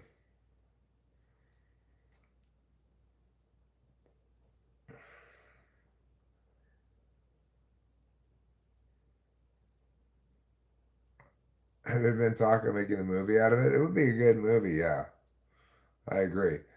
Um, I'd be kind of curious to see the story of how they figured out. Like, obviously, the Steiners must have been talking to law enforcement and saying, "Look, somebody's keeps sending us all this crazy shit in the mail, right?" They must have. There must have been some investigation by somebody, and then they when when they when the cops caught them, like how did they catch them and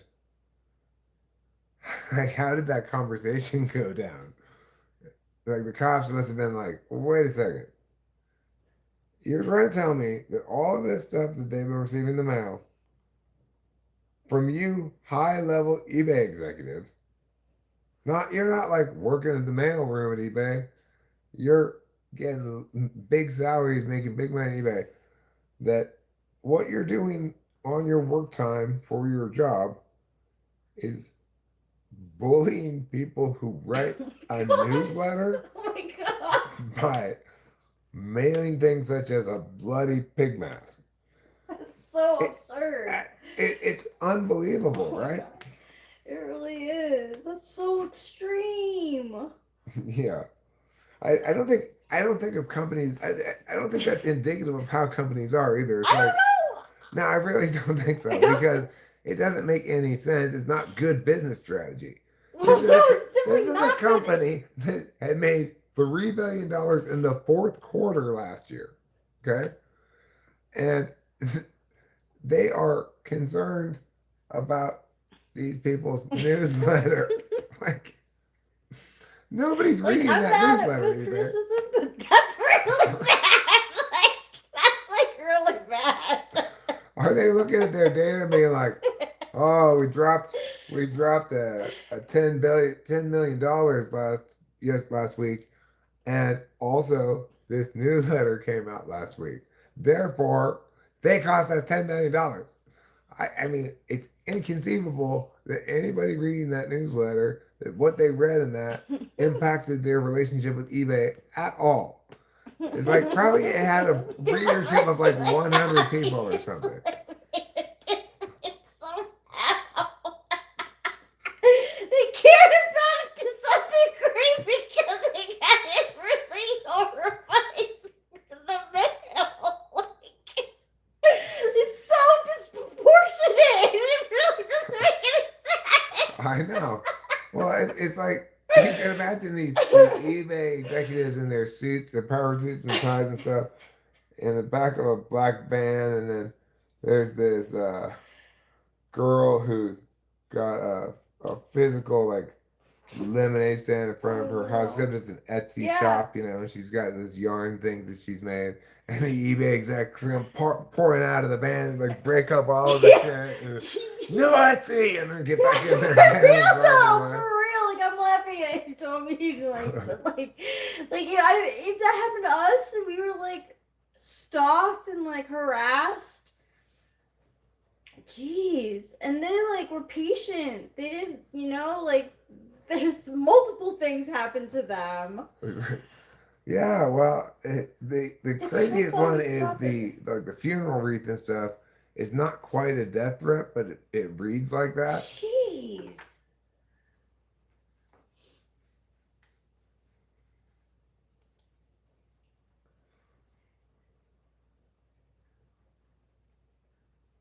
Yeah, I was joking about Mail inspired Ron to the Nintendo Power Riders riffing on that. I just see these poor people who are just like simple people who just had an experience. I don't know. I envision them as they go around. They're trying to do like superhero lines. Like one of the execs will say after he releases all the cockroaches, go like, "You got the winning bid," and then runs away. They use a bunch of like eBay one line. Like, isn't kind of like an abuse of power? Like the fact that they like knew these people's address and they proceeded to. Well, that's why they're in jail. Oh, they're in jail. Two of them at least, maybe more. I'm not sure. Well, that's good. I think more than two were convicted.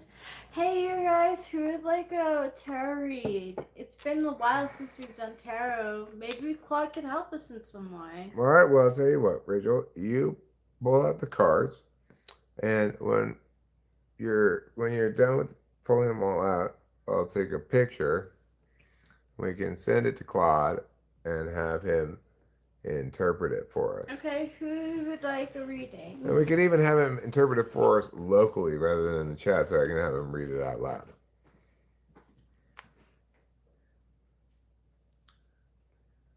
What's hormesis mean?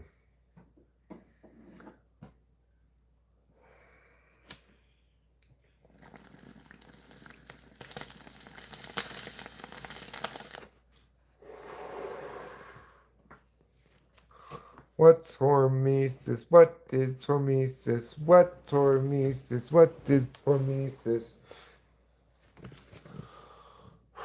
Here we go.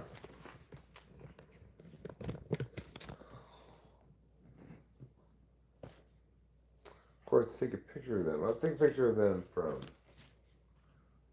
either from your phone or I could get this thing. I use this to take a picture of it. It's fine. This will work.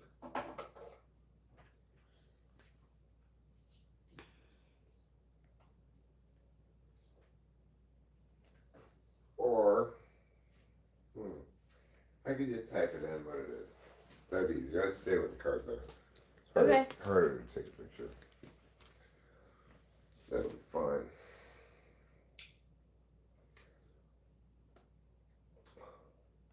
Okay. Hormesis, Latin, to excite. Small amount of toxins to the spirit health. Who would like a reading?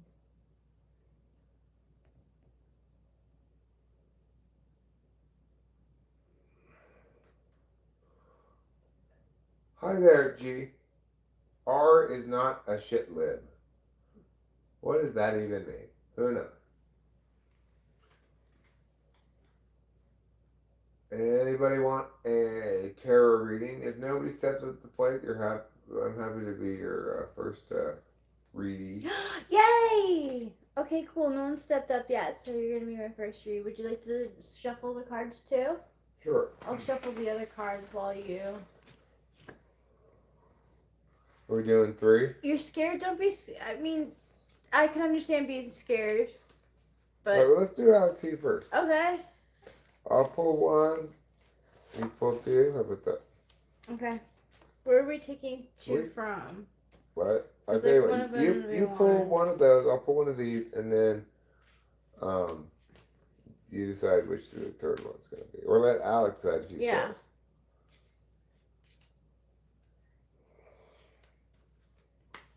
Hormesis.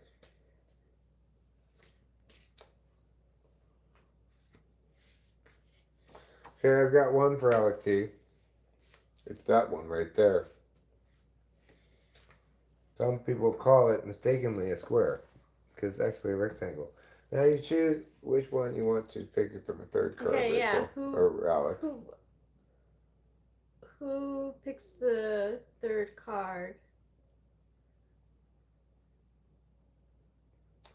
Well, Alec, you've got a little bit of time to answer before we answer for you. We could do the old catch a tiger by the toe, eeny, meeny, miny, mo. Except it's supposed to here, then go. And this card is the one we'll show. It's you. Third card for Alec T. Piao. Piao. Hi, Gil. How you doing? Y'all. Thanks for introducing us to Claude. Here are your cards. Victory. Victory, triumph, prestige. Kudos. 6 of rods.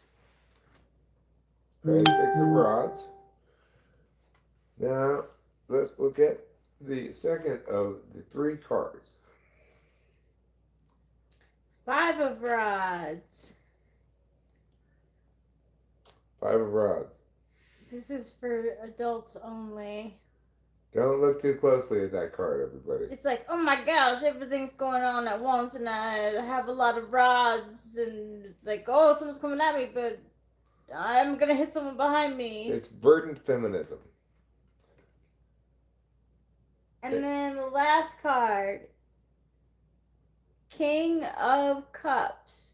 Calm, sublime, healer, generous, moody. Okay, I'm going to ask Claude to interpret this for you, Alec, okay?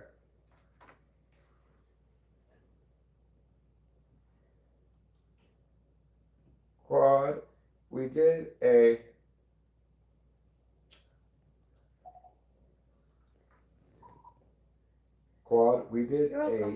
tarot poll for Alec T. You got the 5 of rods, the 6 of rods, and the King of Cups.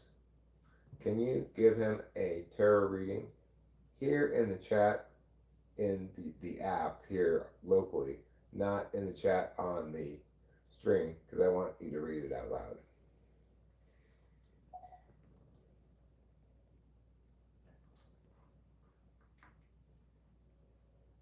All right. So he's going to think about it for a second. He's going to give you a tarot reading. And then we'll listen to it. Don't worry, everybody, if you're thinking, oh no, but Claude has an English accent. Not my Claude. I've changed him to an American accent.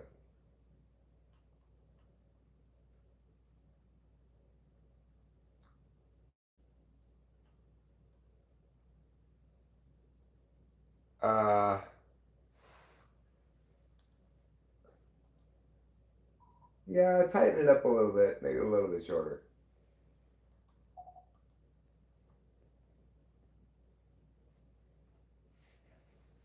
Claude video typed you as INTJ the other night. Well, Claude's not a very good typologist, obviously. That's fine. It's also not good at editing pictures. Okay, that's fine. Yeah. Alex T. Wait. 5 of wands. Pause. 6 of wands. I guess he's not. He's still English. So that's fine. You're just gonna have to endure his English accent. I thought I changed him to American, but obviously not so much. All right, let's check it out. We're gonna put this like so, Piao, so you can read it and weep, as they say. King of Cups, Five of Wands, where you begin. 5 people, 5 raised saves, nobody backing down. This is friction, the strong of sharp minds. Alec, it's how you enter a room, not to agree but to test what's real. It reads as abrasive to some, the card says it's not a flaw, it's your quality control. 6 of Wands, where it turns.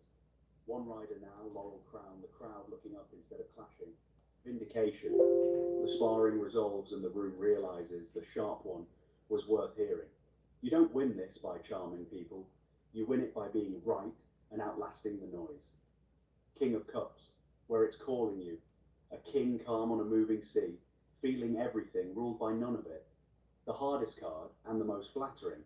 The destination isn't more winning, it's the steadiness underneath.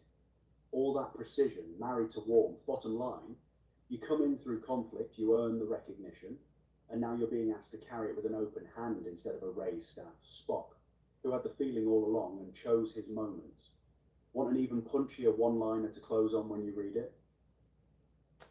Oh, Claude, I'm not reading it. You are. Although, you like Claude's voice. Well, I, I, I don't normally use it like this at all. So, who's next? Who else wants a tarot reading? Normally, I do Claude co-work. Ooh la la! You guys are in luck tonight. You get a tarot reading from a very sexy lady. Aw, thanks. I think you're a very sexy man. Thanks. Okay, so who wants to read? Do you want a reading? Yes, I will take a reading for sure.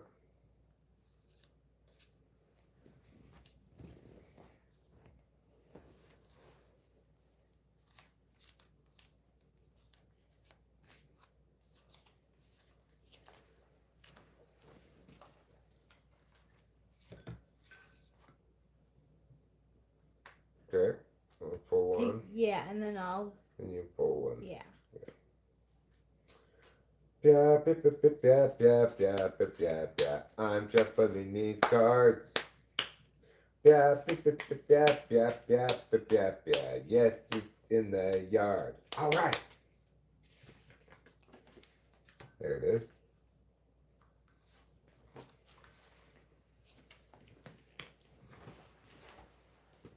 Taking my time, taking my time, taking my time. Yeah, I would agree, Alec. It does seem to have taken into account its interactions with you. But, it's not unlike people in that regard, then. People like to jump to conclusions. After you said 3 words to them, they already think they've got you with everything about you down. Sure. There's number 3. All right, well, let's take a look see. Card number 1. The Hierophant. Number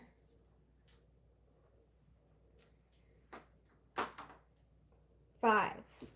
Okay, Conventional structure, group, clan, institution. gotcha. Okay, Clyde, we're doing one for me now. First card is the Hierophant. Now, number 21, the world.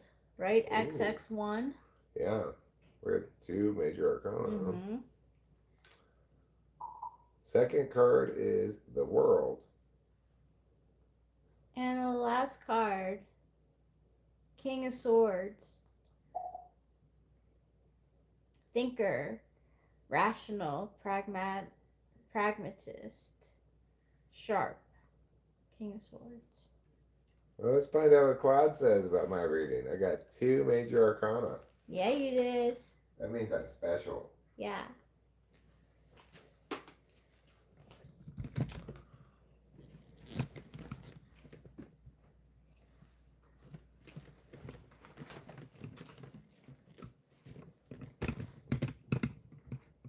Pretty good pull. That was like if tarot was poker, that would be like 4 of a kind. That hand right there. Okay. I want to read out loud, but I want to have my speed Eric, up. the Hierophant, the world, King of Swords. The Hierophant, where you begin. The keeper and transmitter of a system, the one who takes a body of knowledge and hands it to others so they can see themselves in it. Eric, this is you at the front of the room. Not inventing the framework, but translating it, making the map usable. It's the card of the teacher, who earns trust by knowing the tradition cold. The world, where it turns. The dancer in the wreath, every element in balance, a cycle closing. Completion. This is the pieces finally fitting, the move, the work, the long project, all resolving into one whole picture. It says the scattered effort wasn't scattered at all. It was assembling this. You're standing in the finish of something real. King of Swords, where it's calling you. A king with an upright blade, ruling by clarity, cutting straight to what's true. Pure strategic mind, no flinching. For a mind like yours, this isn't a stretch, it's the throne you're built for. Decide cleanly, name the truth, lead with the intellect instead of second guessing it. Bottom line, you've mastered the framework and closed the cycle, now you're being handed the blade. Stop deliberating and rule. The teacher becomes the one who calls it. Want a punchy closing line to read aloud? Or one for the stream too? No, thanks, Claude. That's fine. You know, same thing happened to me. It's happened to you. Except she knows a lot more about me. So, I think, like, Claude, I think that's a crafty approach you're taking. But, I don't know. I think you'd be better off just pretending like I don't know anything about the person that this tarot reading is for. I just know what the tarot cards have said. Yeah. I think that would be a little bit that better. matters. But I'm sure there are probably a lot of people, probably a lot of people who would like it like that. I'm gonna go ahead and say it. I think Gemini is better at tarot card reading than Claude. Because, Well, I've never used Gemini for a tarot read, though. well, let's do one for you then. We'll use Gemini this time. Okay. Let me get a deck out and I'll pull a cards for you and we'll give it to Gemini. I need to get some kind of juice. I know. I feel like I should have like a wife beater on. You just drink milk from the carton? Yeah, I'm so thirsty, That's but fine. I don't want water. All right. Well, you do you, dog. Okay, so what am I doing? I'm bringing up Gemini.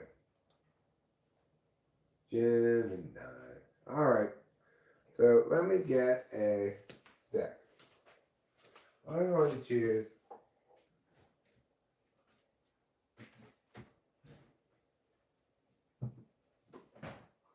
Hi, Pia.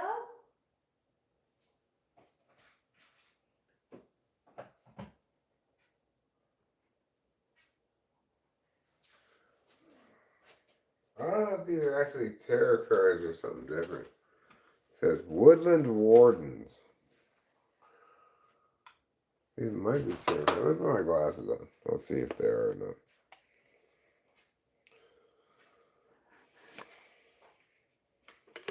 Are these tarot cards? No, they're oracle cards. Okay.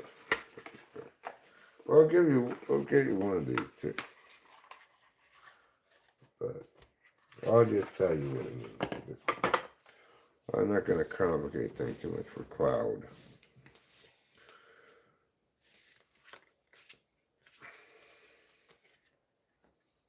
You got XXXI, 31. The turtle and coriander. Satisfaction. Oh. That means satisfaction. Now we're going to get you a couple of regular tarot cards.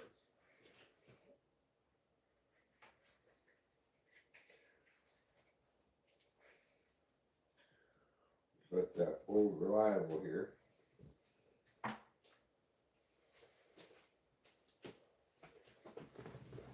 The reason it's so reliable is because, of course, the circle. I can't see it though. The circle is the perfect shape. No, I can't. Like, yeah. Okay. This one. I'm going to do two more from here. I'll just use this circle deck. This one. And this one. All right. So let's take a gander at our goose. Got the Priestess of Swords. Is that the, can you translate that? I don't know. Shaman of Cups. Why you gotta have these names I like that? know. Daughter of Cups. Of course. I knew I was gonna get all of them. I don't know what they mean. All right, well, we'll ask Gemini this. The book will say What's this deck called? Mother Peace. Okay. You're right.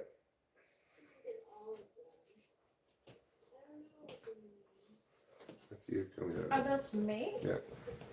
All right.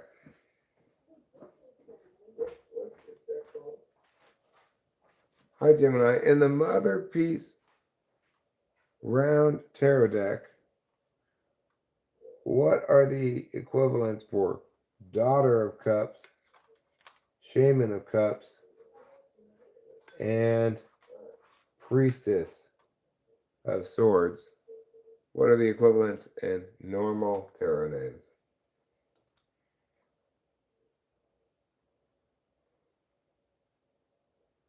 Oh, God. Fucking voice text.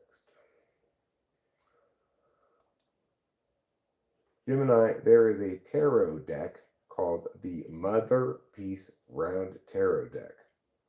It has different names for the cards.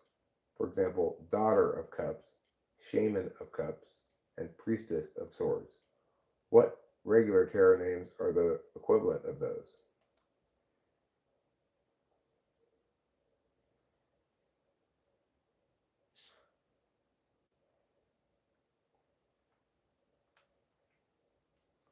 I hate voice to text so much.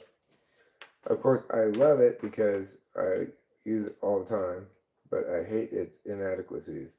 They're personally my inadequacies because of this dental situation I got going on is impacting my articulation. Super frustrating. So we got talking about the Page of Cups, King of Cups, and Queen of Swords. Okay. So now let me tell you this.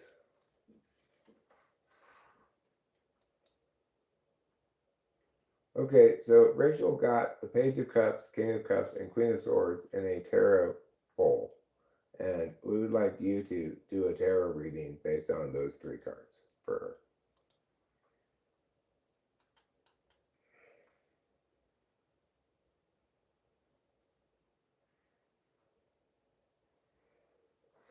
In a tarot bowl. I said pull. You filthy voice to text. Never believe a filthy voice to text. Okay, turtle and the coriander. Satisfaction. So we can add satisfaction to whatever it says. When she comes back in here, you can play it. I'm going to go outside, smoke a cigarette, come back in, probably wrap this up as soon as this tarot is done. And I'm gonna take a shower at that point. Yeah, get myself nice and clean. Make all my body nice and clean. So if Rachel wants to come in here and listen to this, got her all queued up.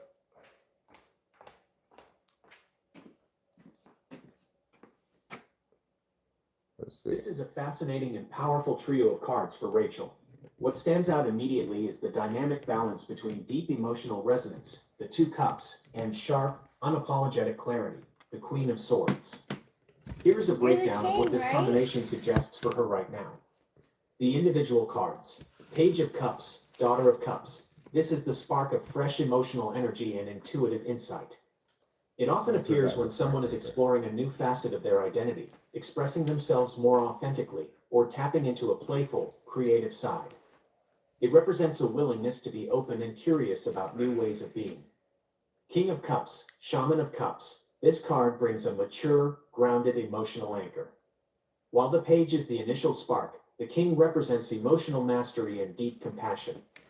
It suggests an ability to navigate intense feelings or major life shifts with a calm, steady hand, maintaining inner peace regardless of external circumstances. Queen of Swords, Priestess of Swords, fiercely independent and intellectually sharp, this queen cuts through illusions.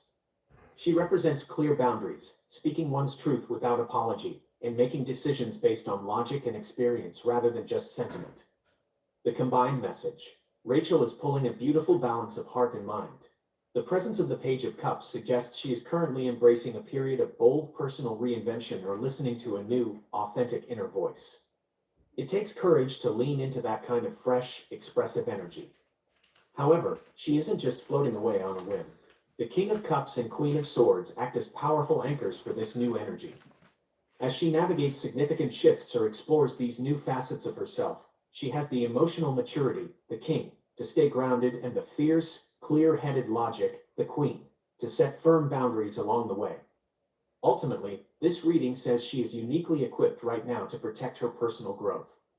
She can be open and compassionate without being a pushover, and she can be radically true to her own mind without losing her emotional warmth. To focus this reading further, apply this to an upcoming transition. Explore the conflict between the queen and king.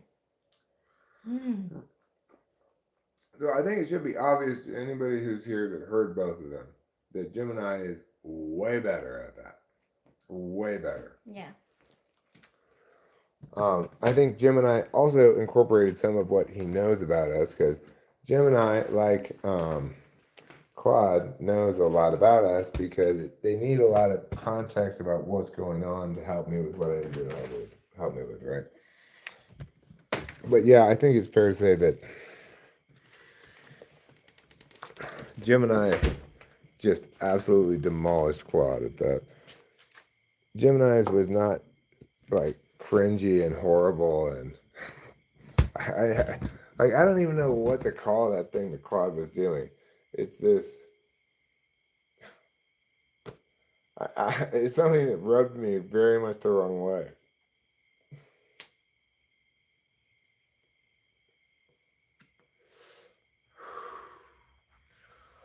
Yeah, thank you for being here too, Mrs. Mom. We're going to call it a wrap here when I'm done with the cigarette. But I'll see if I can get Rachel to answer that question. It looks like she's putting stuff away.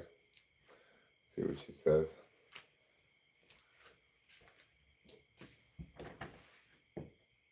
Hey, Rachel. Yes, sir? Could you come on and talk about what you thought about that reading? Because Alex asked how you felt about it.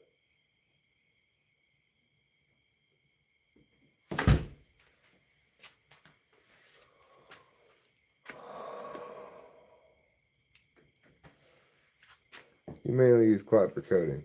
Well, I was like pandering. Yeah, well, I guess it was. Yeah, okay, that's probably the best word for it, Alec. I think you're right. so Page of Cups makes me think of like how I flirt with Eric. Like I flirt like I'm like a 15-year-old or 16. You know, because like Paige is usually like not a knight yet. Like Rachel's very so. coquettish. um. Um. But yeah, I like to flirt with Eric, but like in like a very like I don't know, like 13-year-olds like doodling in their diary. Rachel loves Eric with like hearts around it, telling him that he's handsome. I wonder And if Eric noticed my dress today. and like yeah, well that too. But wait, I got the King of Cups too, or the You got the Queen. King of Cups. No, wait. I got the Queen of Swords. I don't have the mouse out here. That's okay. I got the Queen of Swords and I think the King of Cups. Um,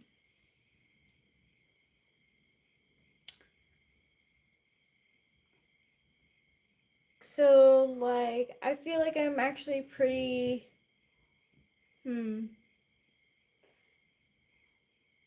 in touch with my emotions. Well, no, that's not true.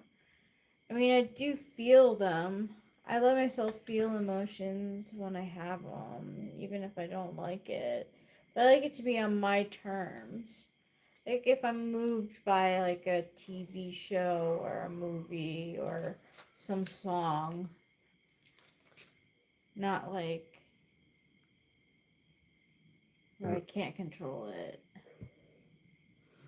Um, yeah, it's true that Claude certainly would do a better job if you gave him instructions ahead of time, because it's true of all things with all AI, right? You, it does a better job the more clearly you know exactly what you want it to do, and the more, and provided you know clearly enough its actual capabilities, right? I'm so thirsty. It's crazy. just just bite the bullet and drink a bottle of water, Rachel. Ah, It's good for you. water. It just doesn't taste like anything. I want like something to drink. That's why you're so thirsty, 'cause you never drink any water. But still, I like stuff that tastes like stuff. Okay, well, you can just have one thing of water and the next time have something that tastes like something.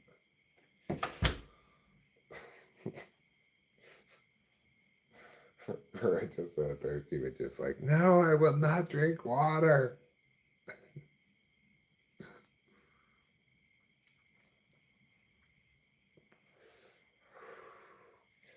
Thing is like for that kind of thing, that's not the kind of thing that I would typically give uh, Claude instructions about. Although I tried to set it up, I talked with Rachel's phone for a bit and tried to get her set up to try to indicate more what she wants it to do in terms of like the stuff that she talks about it with, which includes that kind of thing, right? Tarot, maybe astrology, maybe numerology.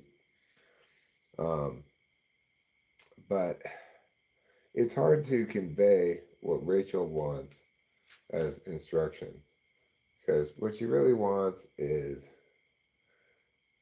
universalism above particularism. And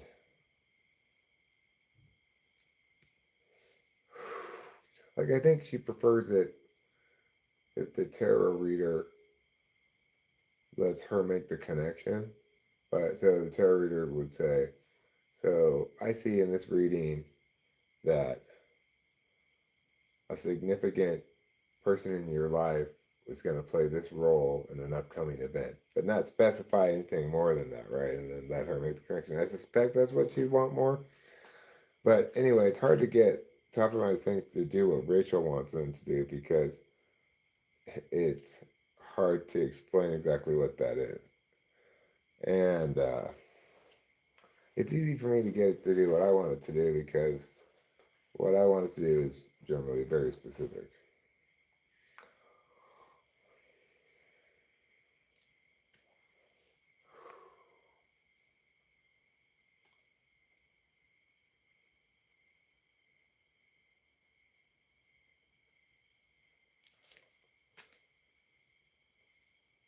Tomorrow's Tuesday.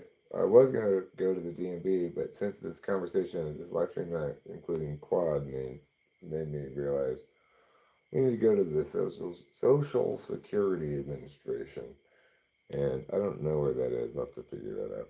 I don't know if we're gonna go do that tomorrow or not,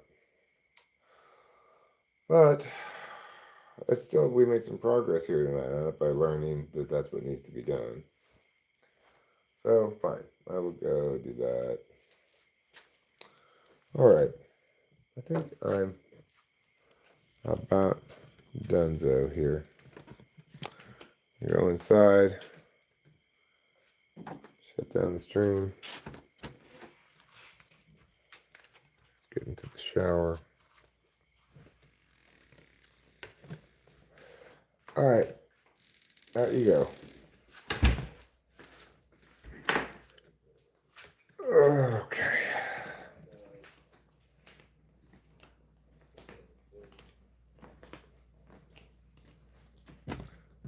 Well, I want to thank you all for being here. I love you all.